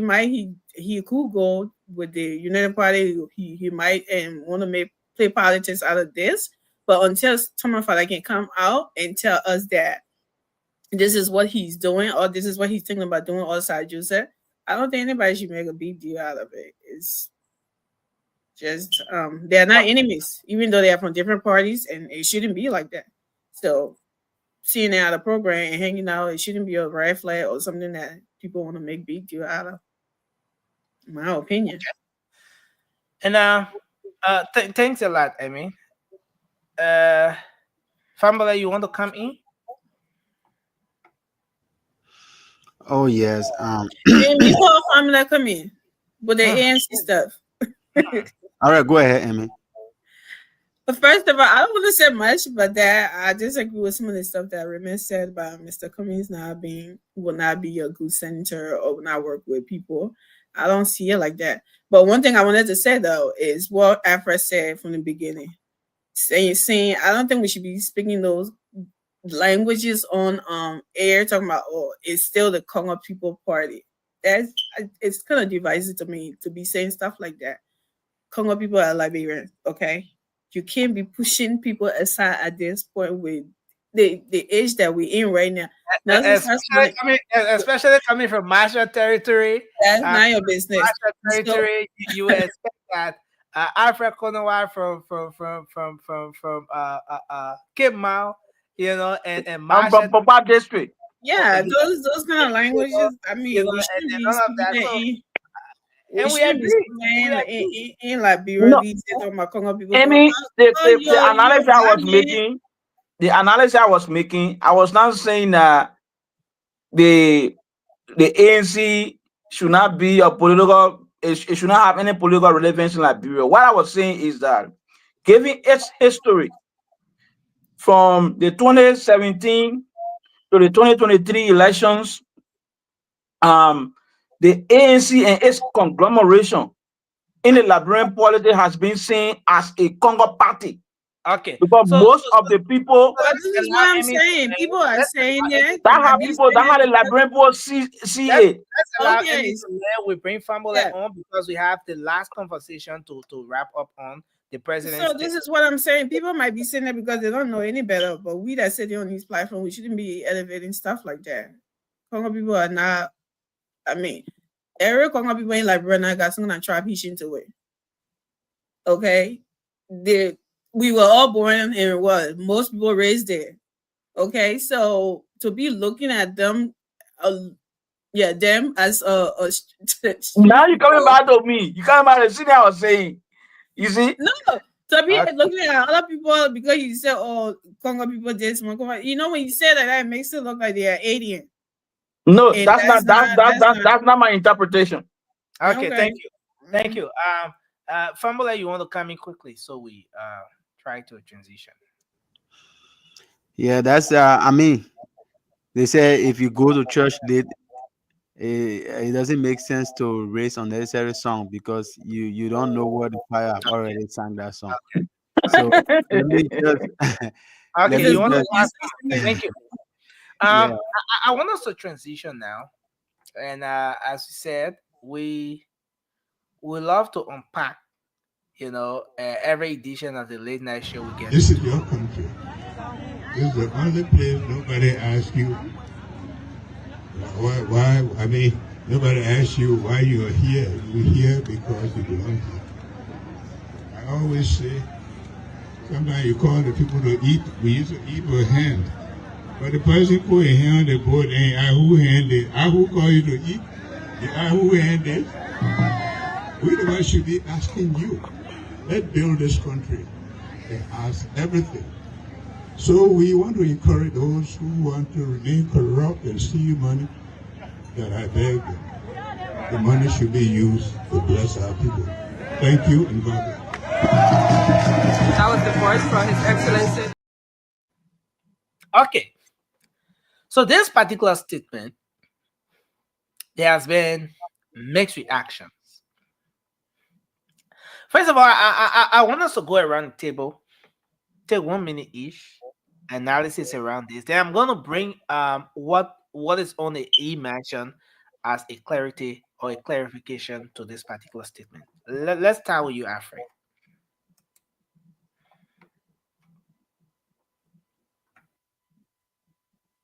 You are muted. This president is no different from the past that came before him.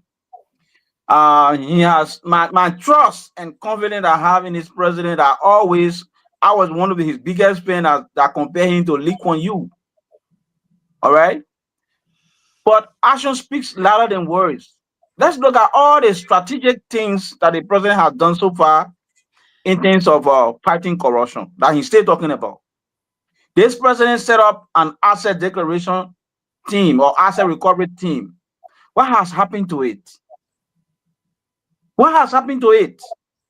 This president talks about the rule of law, but this president sat down and allowed the Capitol building to burn down. He was not able to step in to show to the people that he's the leader of the country. There's a reason why in Article 50 that the president is the head of government, he's head of state, and he's the chief of the armed forces or commander-in-chief of the armed forces. There's a reason why. Okay? So for me, I am tired hearing Mr. Blackeye recommitting and reaffirming himself on the issue of corruption in the country when he has not done anything in that direction. Right now, as we speak, Nelson, this president has people that he appointed in position that have not declared their asset. What has he done? He came out with declaration that in 10 days, people will be suspended, people will be expelled from their position. What has happened to that? The president is not serious to fight corruption. If this president was serious, we're going to see action. I want to hold you there. Thank you. Thank you, Alfred. Famole, you want to come in? Your take on what the president said.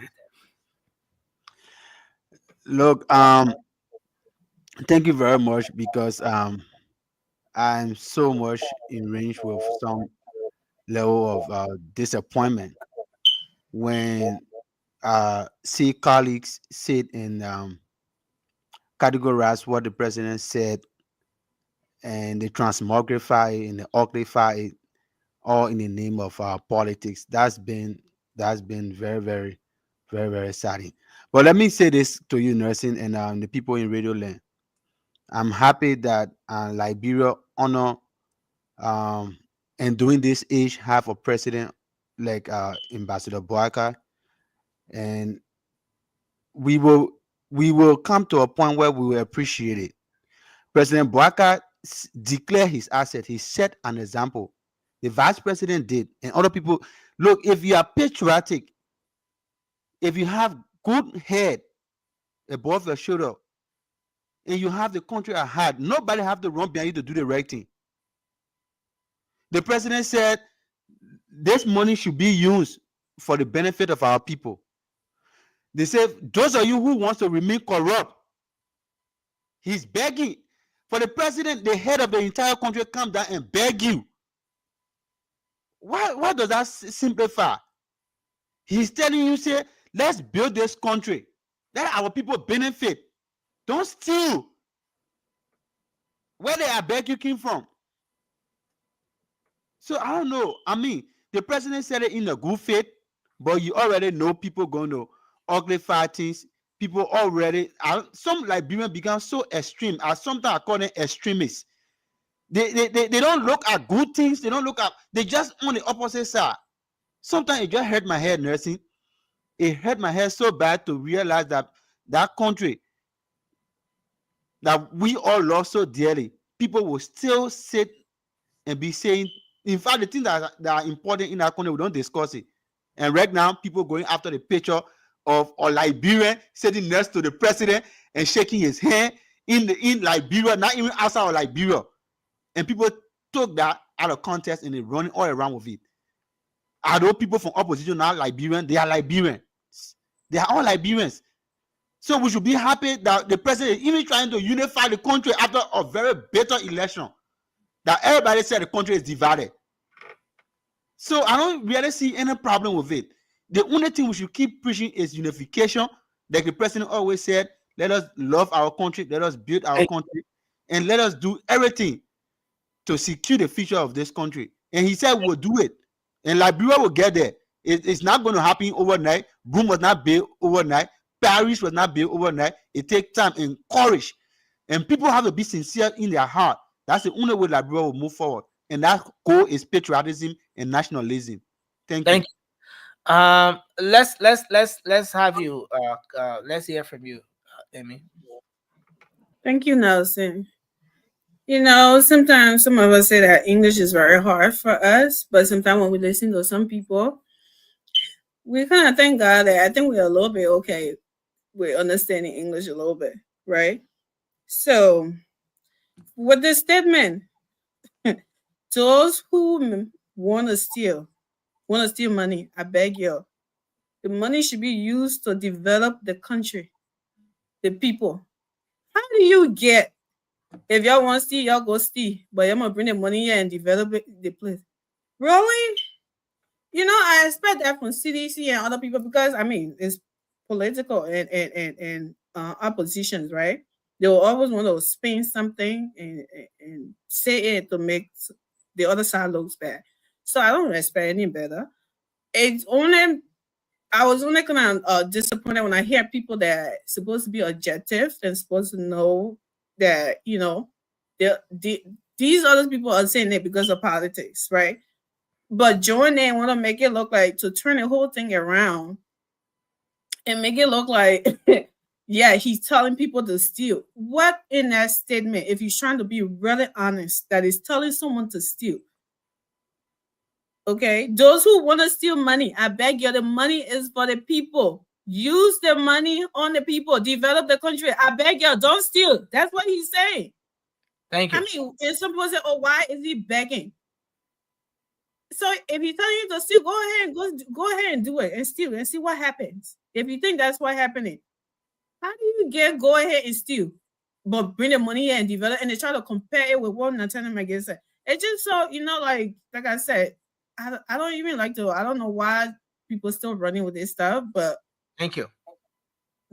Somebody said that this is why people feel national assembly liberal a lot because they're always getting them mixed up.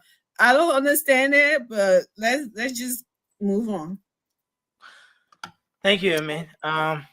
Let's take Anthony. Nothing, I beg you. I want to lose my thought. Please give me 30 seconds. I beg you. I beg you. I beg you, gentlemen. Give me 30 seconds. I beg you. If you say anything, Nelson will respond. Anthony, I beg you. Please give me 30 seconds. I'll give you 10 seconds. Okay, 10 seconds. No problem. 10 seconds. Okay. Thank you. Let's Just my sister here and all here on the show here. We lash at Nathaniel McGee when he said the people can steal the money, they carry the country, but we will steal it, we can bring it around the country and develop the country. We lash at him on the show here during the campaign. We said that it was wrong. We should not put them in power. It was wrong. We will campaign against Nathaniel McGee, be candidate for him to not be senator because of those statements. Yeah. All right. And this is the same sister that said here, instead of telling the president that we need more action than voice, then she telling us that the president was doing the right thing in the right. We have gone 1 year. Where are all the action of the president in terms of fighting corruption? After we interpret the statement. We're not talking about actions of president. That's not what we're talking about. We want action. We don't want voice. We have to. Nelson asked you. Nelson asked you to interpret the statement. We have to ask you for step. We're gonna bring what's Honorable Michael admitted to corruption. He admitted to corruption, but the president was not admitting to corruption. The president was preaching a very nationalistic point, and you are saying, let us use the money for our people. Do not steal the money. Use it to develop the country. Let's take Anthony, guys. We stole the money and we use it right here. He admitting that he stole. Thank you, family. Let's take Anthony. Anthony, go ahead. So before the president made that statement, he spoke in parable. And a lot of people who speak in parable. He said, I who say, can I eat? You are asking me that who hand here. Listen, Kenny. I don't want to say, can I eat? We eating. Then you asking that who hand here. I am the president who appointed everybody who work in government. I said, do this. You want to ask question why I said do? So, when you're corrupt, make sure the money is spent here. Make sure the money is spent here. I will say, let's eat. Now you asking me that who here? Nelson, you don't need an interpreter. No. You don't interpret. need a translator. You interpret. I'm not good at I interpreting. call you to come eat. You saw my hand, then you asking who here? The parable. So how do you understand that? So what That the parable parable mean, means brother? Joseph Numa Boaka is not a champion of corruption. He's not here to fight corruption. That is not a place to fight corruption. Because Joseph Numa Boaka action from day one, he did not come to fight corruption. He told Jala, double Jala at LRA. So that I'm we're coming. gonna bring the yellow machine here. Before going LRA, before going Jala not found the money that went up to me, but I will bring the machine and they brought the machine. They throw it down our throat. Anthony, So this part if is you not tell here to fight no corruption. if you tell people can I eat, I who say can I eat? You see my head, they asking that who here. So it means that you're not a champion. You're not a strong fighter against corruption. Yes, Is that because here's the thing. In his Bible? own word, after he get a parable, he stopped there.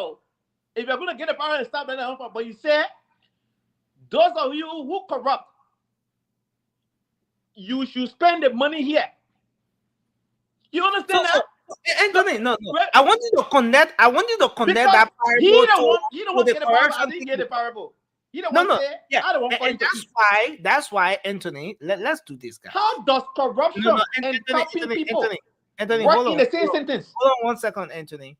That's why I want you, Anthony, man, to shake tell your head, us Taya. how you understand that parable and how does it relate. I want you to align that. So yeah, it's with how it the relate whole there. person. Yeah, let's find the link here. So action speaks louder than words. You understand? Leaders lead by example. Leaders lead by example. Whatever your followers see you doing, they follow suit. Boaka gave his own people he appointed to declare that as I said November 12th, he gave it 10 days. From November 12th to today, how many days? I thought we're interpreting statement. No, hold on now. Go back to the parable. The people don't value their paper words. So guess what? He called them to eat. And that is the reason why they asked him for here. They said, Papa, we still in here. He said, I won't call you to eat. Get make sure when you eating, remember your brother down there. You understand? Thank Remember your brother. Anthony, that's embarrassing. Don't care about Anthony, that's embarrassing. Let's take family come in, then we're gonna take our friend. Anthony,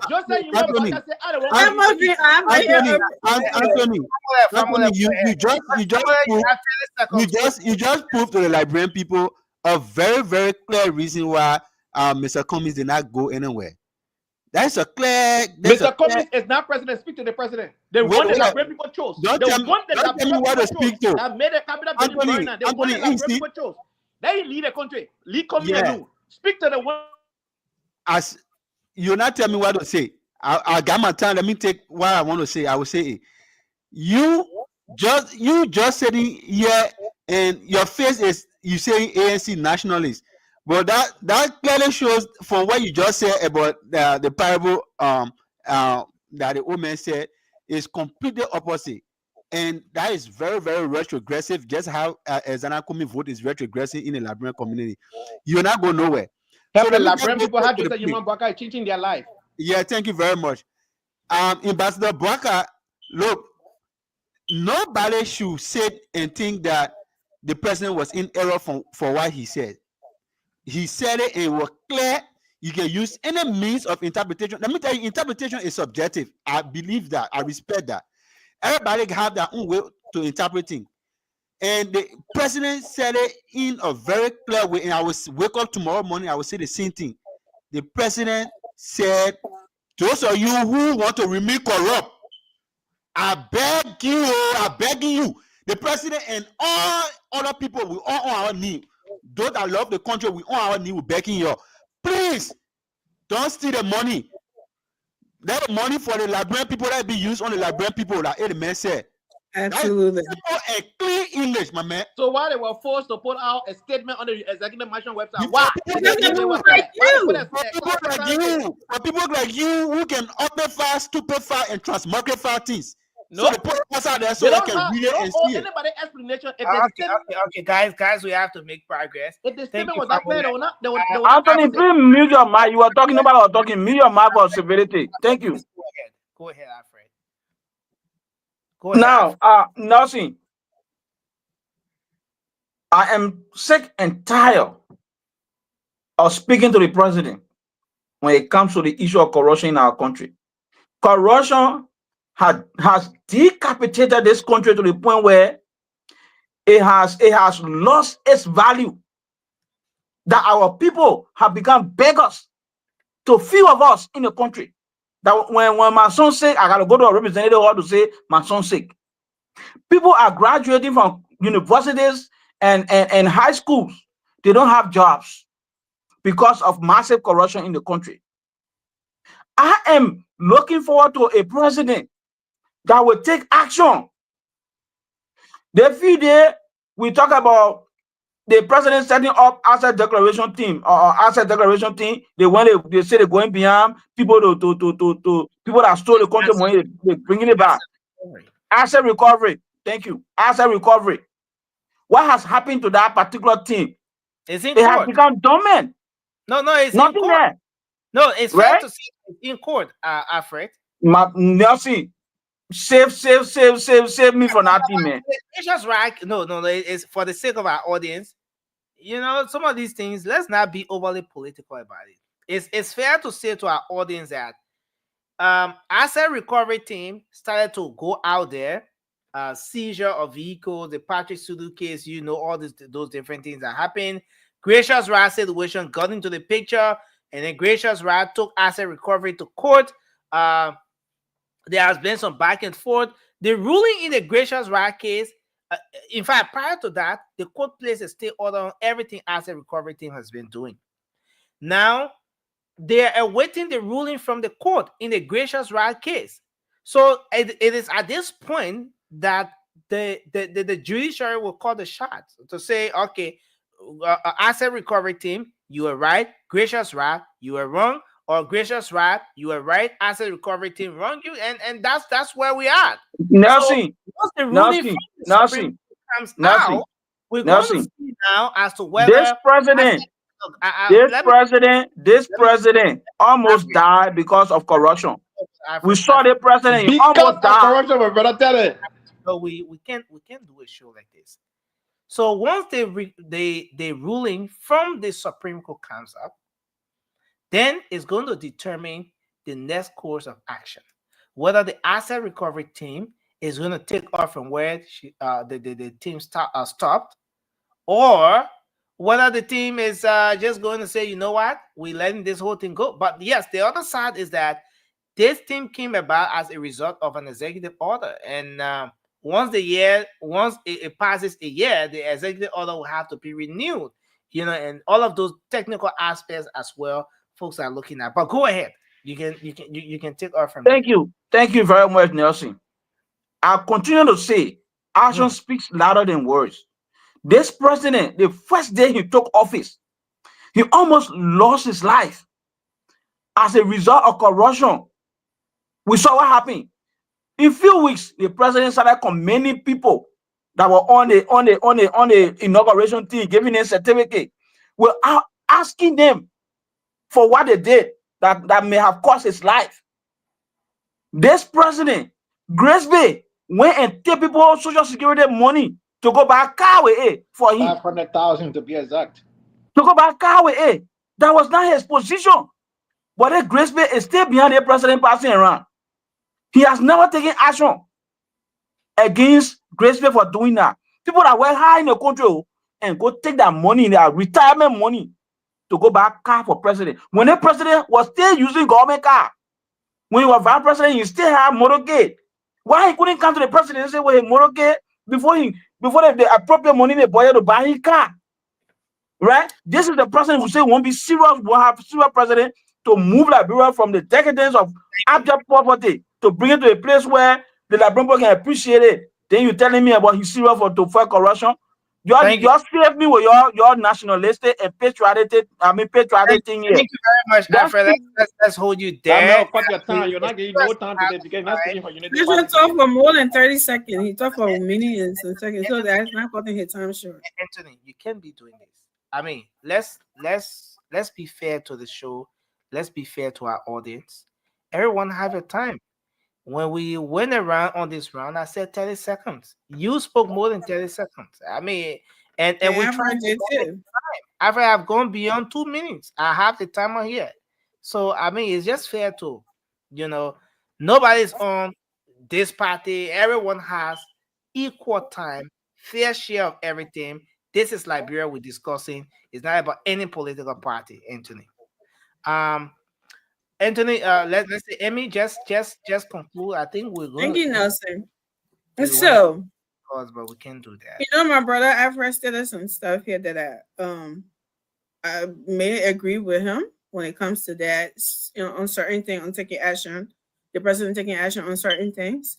But so equip that with us interpreting a statement on what the president meant, what my brother Anthony tried so hard to interpret parable.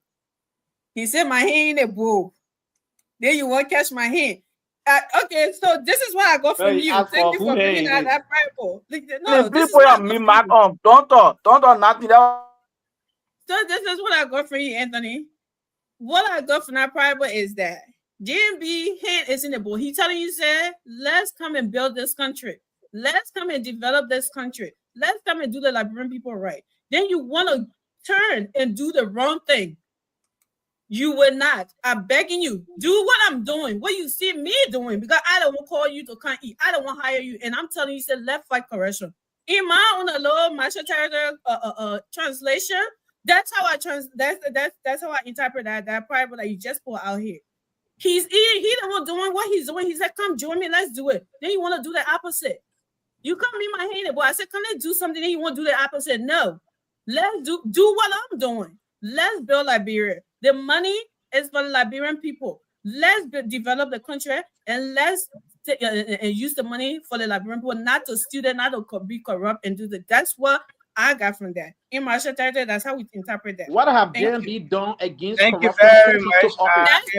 That's not the No, question but what here. has he That done is not since the he question. took We are office against interpreting that corruption? statement that y'all keep running with. Say JMB telling people, say, I beg you, Steve. Anthony, you can But keep when you that. see You can the keep money that in the question for book, next that's time. what we're Fighting corruption interpreting. for them to champion corruption. What is his track record for this 1 year that he has been president? What is the track record of fighting corruption? Wait for the State of Nation address. Lie. Okay, Not so, only so, lie, so they're going Okay, thank you. they're going let's to cut a lot of go lies. into That's what the not executive accurate. mansion wrote. They're going to cut a lot of lies. Let's go into what the executive mansion wrote. I want to get this one up. What's on the executive mansion? With Even respect, you as a supporter, you don't even get one thing to beat your chest about. Nothing. These guys should wait for State of a Nation. Anthony, you are I'm serious. gonna put you in the Bible. Seriously, If I go in the bag, you might coming out. I'm coming back here. seriously, disrupting the show. And I don't think we should be doing that. Okay, so I want to get the exact stuff from the eMansion website here. So let me put this one up. I want to read what the eMansion pull up with respect to this. Okay, so there's a little bit of issue here, but what I'm trying to get it coming up from here. This is what it says. Okay, so let me just read this one real quick. I want to share the stream, but I don't see the possibility of doing that. Okay, so I think I can share the stream. Let me do this from here. It might be somehow, but I think we'll all get our own fair share of it. Can you guys see it? Is it okay? Yeah. I think it's the font size is very small, but it says okay. The office of the president, which is Next thing you should allow this Anthony man to read that. Yeah, I the can see it from my end. The office of the president, which is to address the recent misinterpretations and deliberate distortion of the remarks made by President Joseph Yuma Boakai Sr. regarding investment, corruption, and governance. On Sunday, December 22, President Boakai delivered a heartfelt address during the 60th anniversary commencement of Bonk, Grand Jide, Lofa, and Nimba counties acquiring county status. The event, held at the Unification Park in Van Jaman, Lofa County, was an opportunity to reflect on the nation or on national unity, development, and pride. During his address, uh, the president spoke strongly against corruption, advocating for ethical stewardship and accountability in governance. Contrary to recent claims, President Barker's remarks were not an endorsement of corruption, but a clear denunciation of this vast and a call for integrity in public service and judicial use of public resources. As a statesman known for his honesty and humanity, President Barker emphasized the need for the public, officials to reject corruption and use resources entrusted to them for the benefit of the Liberian people. His statement reaffirmed his administration's zero tolerance for corruption, and he stated a firm stance commitment to good governance. The Barker-led administration remains unwavering in its fight against corruption. Key anti-corruption initiatives undertaken this year include, so they're talking about some of the things they did as efforts towards the fight against corruption. Now, these are some of the things they listed here. Anti-corruption audits. In February 2024, the president commissioned audits for key government institutions, including Central Bank of Liberia, National Security Agency, and the Executive Protection Service, covering activities from 2018 to 2023. These audits aim to address financial irregularities and ensure accountability. 2. Suspension of officials on account of corruption.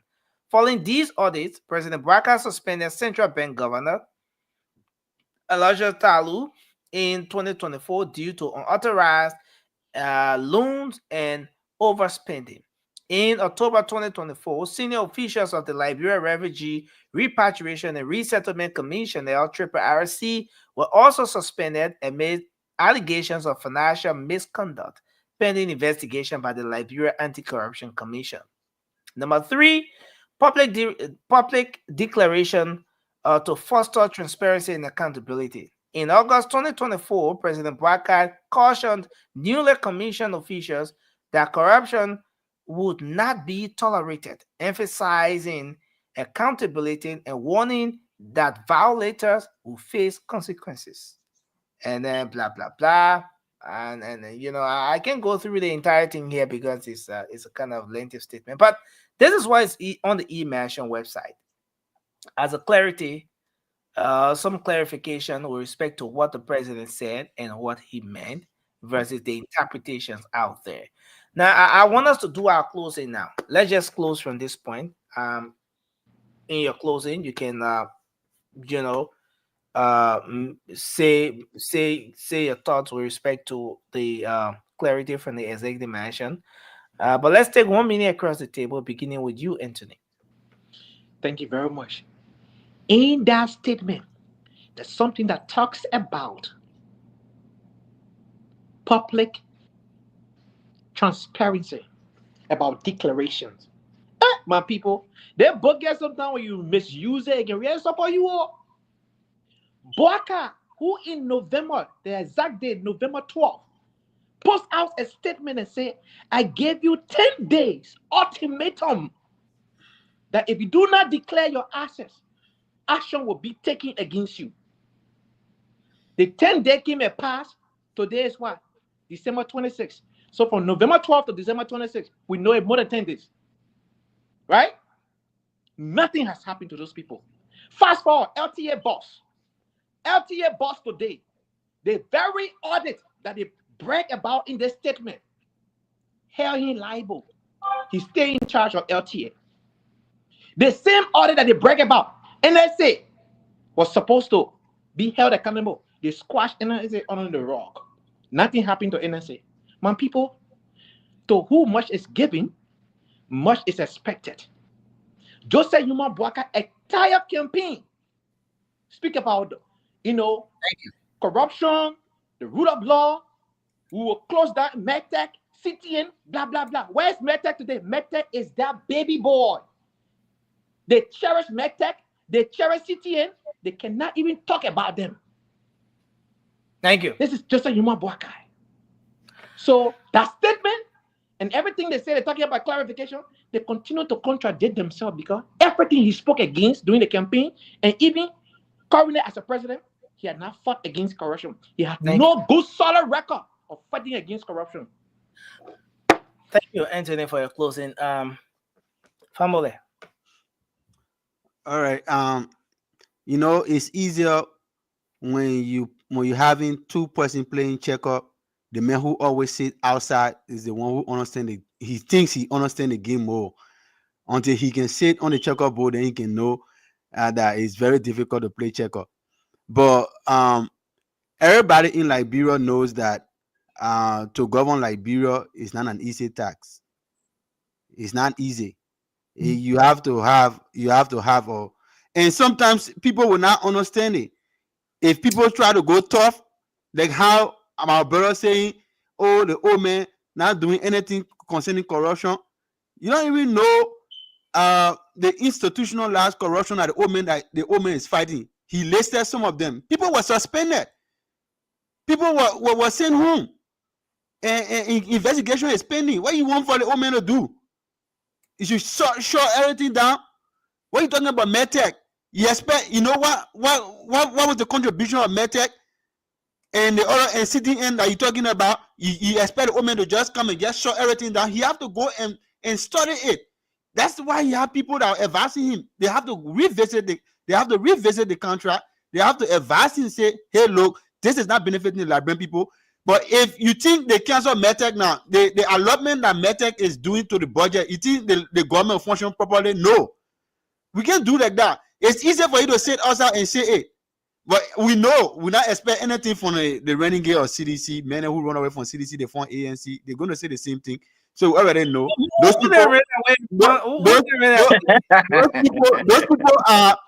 people are who Dr. Famula call the mandonification of knowledge. Wait a minute. Mandonification of knowledge. People who carry yesterday prepare things for human consumption. Now the ANC people, they get prepared things yesterday and they bring it. They think people will take it. Will not take it. The Liberian people deserve better, and we believe and trust that the will do better. Thank you. Thank you. Shelly, welcome to the show. I think you were just drawn out to close down, but we appreciate you coming on. Yeah, Raymond, definitely. Nessie, you know the renegade CDC. You already know. We're gonna come to you to do your closing, Shirley. But let's take okay. Raymond. Raymond, go ahead. So I just received a call from a friend and brother who is a staunch supporter of ANC. He said he respects my political opinion, but he believed the word clueless used on the ANC was too strong. And he know my personality. He don't ever have heard me being too strong on someone. So ANC, I would like to retract that statement. So the man call you behind the scene to warn you, and the man warn you. You keep on the show. No. You see, Raymond. So, I mean, I don't know how to put this, Raymond. So you see, you mean as you're making your point on the show, don't burn them. People call you and say, "I will never hear you talk." I think you thought Jenna again. They say, "Okay, sir." Then you come out and say, "The thing I thought I take it by Raymond." Raymond. No, I'm not gonna modify my word. He said he respects every opinion that I had except for the strong word clueless to others who have used their time, energy, and gone through the trenches for the sake of Liberia. The word was too strong. And so I'm a human. They say the wise man changes. Our utterances, sometimes we do not filter our words, we speak them in a moment. But those who hear them, they are our mirror. They speak back to us, and we should understand. Like we expect our leaders when they make decisions, we the people, the way we feel it, when we get back to our leaders and say, this is wrong, we expect them to listen. So I retract the word clueless to every person, ANC, who I got connections with or not, who heard that word. But what I meant, ANC, try to understand Liberian politics a little more than you've done. You made a lot of wrong decisions. And that's what I was speaking to him when I spoke too strong. And I also want to urge my brother Anthony.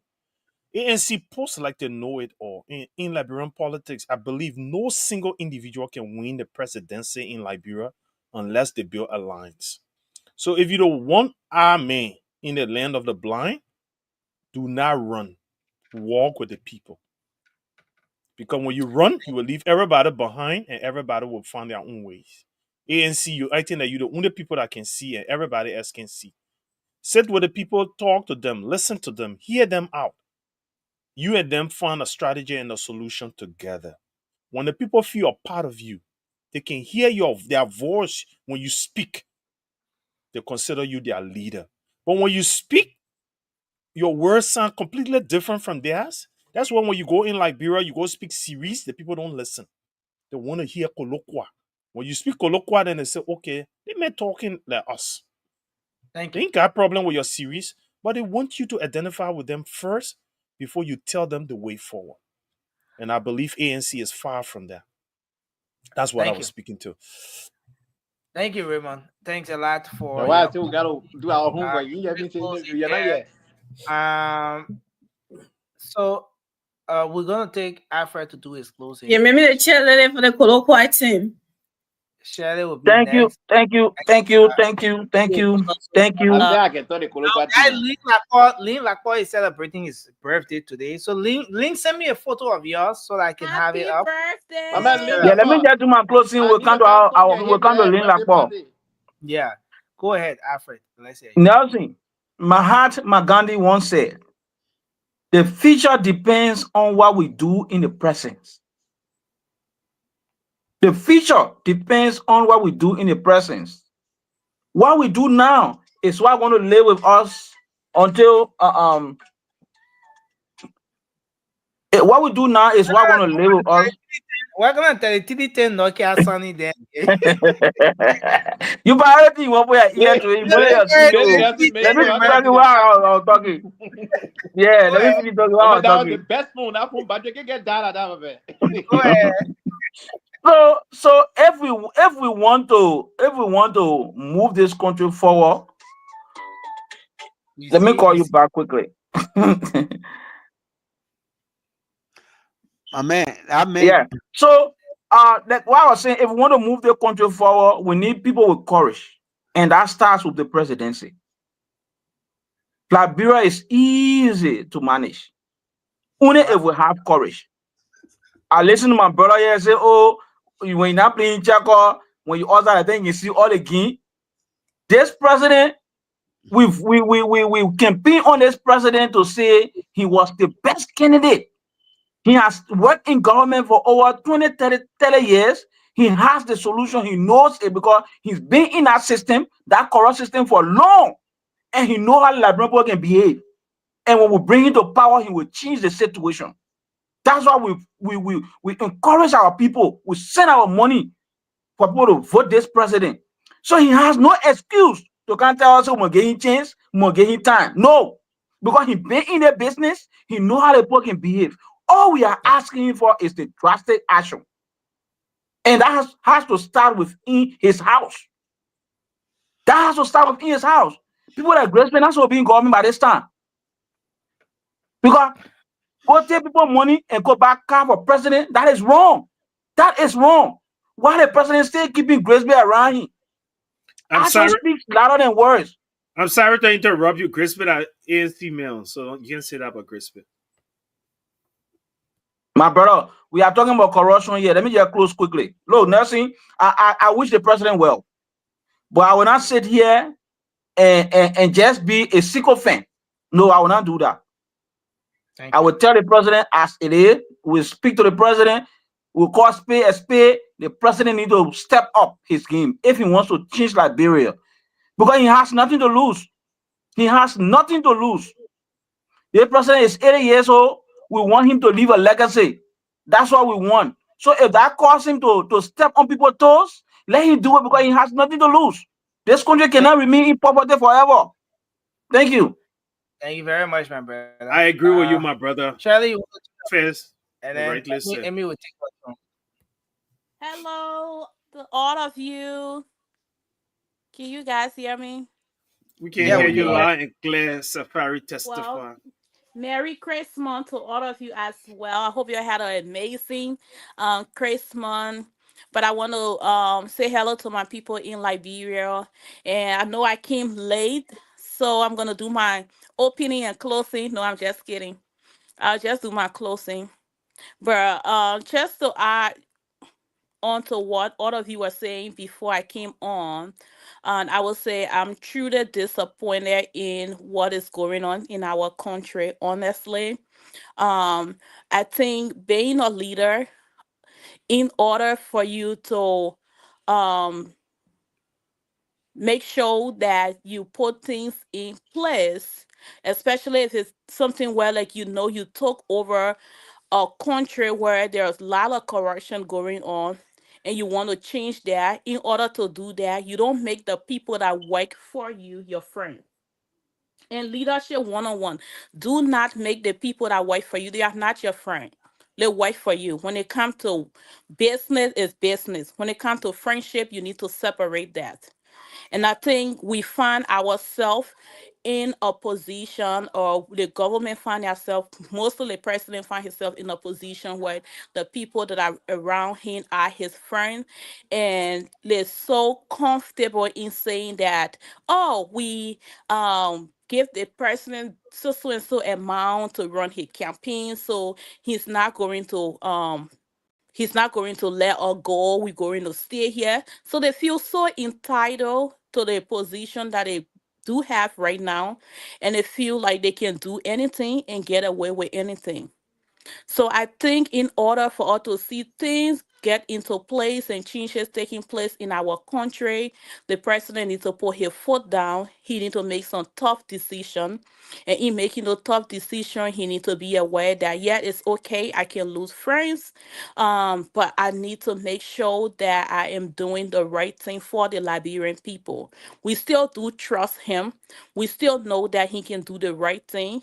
He just needs to make some tough decision in order for our country to change. And he needs to focus on the things that are important to the Liberian people. Our president, I want to speak to you directly. We came here, I still remember, we came here, we caught our sleep. Some of us have to go to work early in the morning, but we were here, we were advocating for you. We knew that, we needed a better Liberia, so we advocated for you. And now the things that we actually prayed and wish and hope that you can do is to focus on education. Our people need you to focus on education. In order to get people to change Liberia, the government cannot do it on their own. Please do focus on education. Please focus on health care.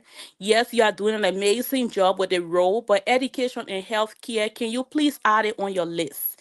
Coming 2025, can we have a better education system? Can we have a better health care and all of that? And Nelson, can I do my closing, please, and do a shout out to my dad? His birthday is tomorrow. Oh, okay. So why not we do it tomorrow? We put the photo No, up. actually, his birthday is today in Liberia. It's the 27th. And he's Ah. in Africa too. So today is his birthday. Oh. Yeah, but that's a nice show. That's what he's saying. Okay. I don't. Okay, so can you share the photo? I don't have the photos yet. I sent it to your Facebook. But I mean, if you don't have the photo still, but I did send it to your Yeah. Facebook. Okay. I Yeah. want to. Go ahead. Go ahead. I sent it to your Facebook. I would like to say a happy birthday to my dad. That is my best friend. That is my first love. and I appreciate him. I am the woman that I am today because of my dad. And one thing that I want to publicly say is that what everything that my dad taught me, the most important thing that I get to carry on and teach my children is the fact that he introduced me to knowing Jesus Christ as my personal Lord and Savior at an early age. So I depend on God. I have a relationship with him. And I tell you, as a parent now in this position, the most and important thing that you get to give your children is to make sure that they have a relationship with God. Because Amen. my dad said, and I quote, he said, I cannot be with you everywhere. I cannot protect you. But I know Girl, you once you better have a preach. relationship with God, he will protect you. And I'm Mm. telling you, God is my soul. He's my everything. And I want to say, Daddy, I appreciate you. Happy, happiest birthday. My bestie, my love, Augustine Yoba Slim. That's my dad. Nelson, please Hallelujah. post Happy the birthday, most Daddy. handsome Happy man birthday. in my life. Birthday picture. Okay? Happy birthday, No, Dad. Mwah, mwah, no, mwah. no, you gotta keep talking. You gotta keep talking. And Okay. I can keep talking. I mean, I can Another keep So birthday the old man picture. himself right That there. is my The dad. old man He is himself my right there. dad. He is Daddy my dad. chilling. See how young he is? Yes, yes. I am proud. I am 41 year old. That's my dad. Mm-hmm. And Yes. I want to get the rest of it up. Happy Uh, birthday, Daddy. I want to say happy birthday to you, Dad. We wish you all the best. Yeah, the Baba hooking up too. As you Yeah, you celebrate, see here. The baby celebrate, going for the billy. as you celebrate your. The Baba that ain't you. Oh yeah, but man, what are you talking? What are you talking? They run see You the know? song. They never Look get at to. it, look at it, Pop. Yeah. Ah, go The ahead. Anything man, they may nothing not leave you happy up. The birthday. man They say better we're leave not it leaving you behind. behind. What? That's So we how wish you. Anthony can. Happy That's birthday. exactly how Anthony can pose for his pictures. Hey, man, come on, man, leave me alone. So we wish you all the best, Dad. Happy birthday to you as you celebrate your natal day today. Yeah, Uh, happy birthday, man. This is yeah, nice. we wish you all the best. Wishing you many, many more years to come in good health, long life. Happy birthday to you, Dad. Happy You're the birthday. father Amen. of. You know what you are gonna be like, brother? You are gonna go slaughter the Anthony is biggest a real rooster. disruptor. Anthony is a real disruptor, I tell you guys. Hey, but I Anthony don't know B, what man. was You know you can miss me on the show, yeah. I don't know what really was doing it, man. But happy birthday to you, Dad. The Because ANC you running in don't his like my blood. party and everything. I can be The disrupt me. We're ANC gonna running in his blood. there you have it. So we wish you all the best.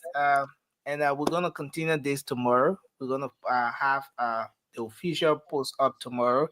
And since we already started, I just want to quickly I gotta say celebrate my birthday in I also February. want to quickly say to our brother Lynn Akpo, one of the ardent follower of the show, always Oh, D. wow. Is Yeah, that we And wish he you the happy always birthday? lying on birthday. me. Lynn Akpo, happy birthday. Brother Lee? Alan. Happy And birthday. we wish you all the best, Lynn Akpo. The mail was Mr. chilling. Lockboy, why are you in New Jersey?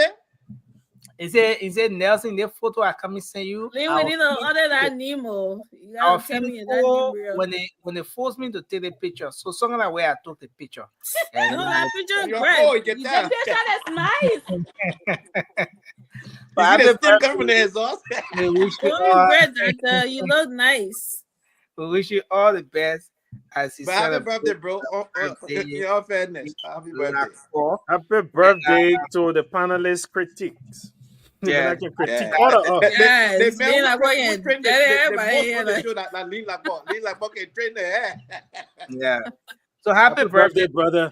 This for show for all of us. You need to come and be on He is and a be a part of religious us here. follower of this show. I give it Yeah. to you. Yeah, we love you, Lee. Happy he birthday needs to to join you. us. You need to yeah. join us some days, bro. The And man then say, and then a oh, the final comment birthday. section. That's why he's there. Yeah, he said he loved the comment section. And I then told you the other day, I said, come on. He said, no, everybody get come on. a final birthday greeting to Edwina. Edwina is celebrating her birthday today as well. Happy Uh, birthday, Winner. Happy birthday, we want to winner. say happy birthday to you. We Happy wish you all birthday, the best as you Adina. celebrate a later day today. Yes, that's all the time we've got. We want to say thanks to everyone. It's been a great show here today. No, Thank you didn't. I mean, um did not Amy come have in, to man. close. Marshall Oh my territory gotta God. close. Protest, protest, protest. Everybody, Protest. y'all get out. Protest. I'm I'm protesting okay. for calling you, for sis. protest right now. Amy No, please, protesting today. please don't mention protest because each time you do that, some people here, some people here will You get see? traumatized. So Anthony, here's the thing: protest is not. Can I A, close, Anthony, Anthony? no, we're not going there, Anthony. no, We're but not. protest is not a bad thing. Y'all can make Yeah, fun. but Anthony, can no, the girl no, close? no, Close, yeah, Amy, Amy. we are close. We have to go, please, guys. I We have bring our morning protest, you will know what happened. no, So, guys. We have to go. Without see, David, you're disturbing it the is may peace. become senator for Grand Hill will pull you. no, guys, Y'all put your phone on mute, man. we have to go. We are out of time. Please, Amy, please do your closing so we go, please. Thank you, Nelson. I appreciate you. So, guys, thank you everyone for this show. It was a great show. I think what all of us are saying here is that we want a better Liberia, right? But some of us are just being a little bit unrealistic in how we achieve that better Liberia.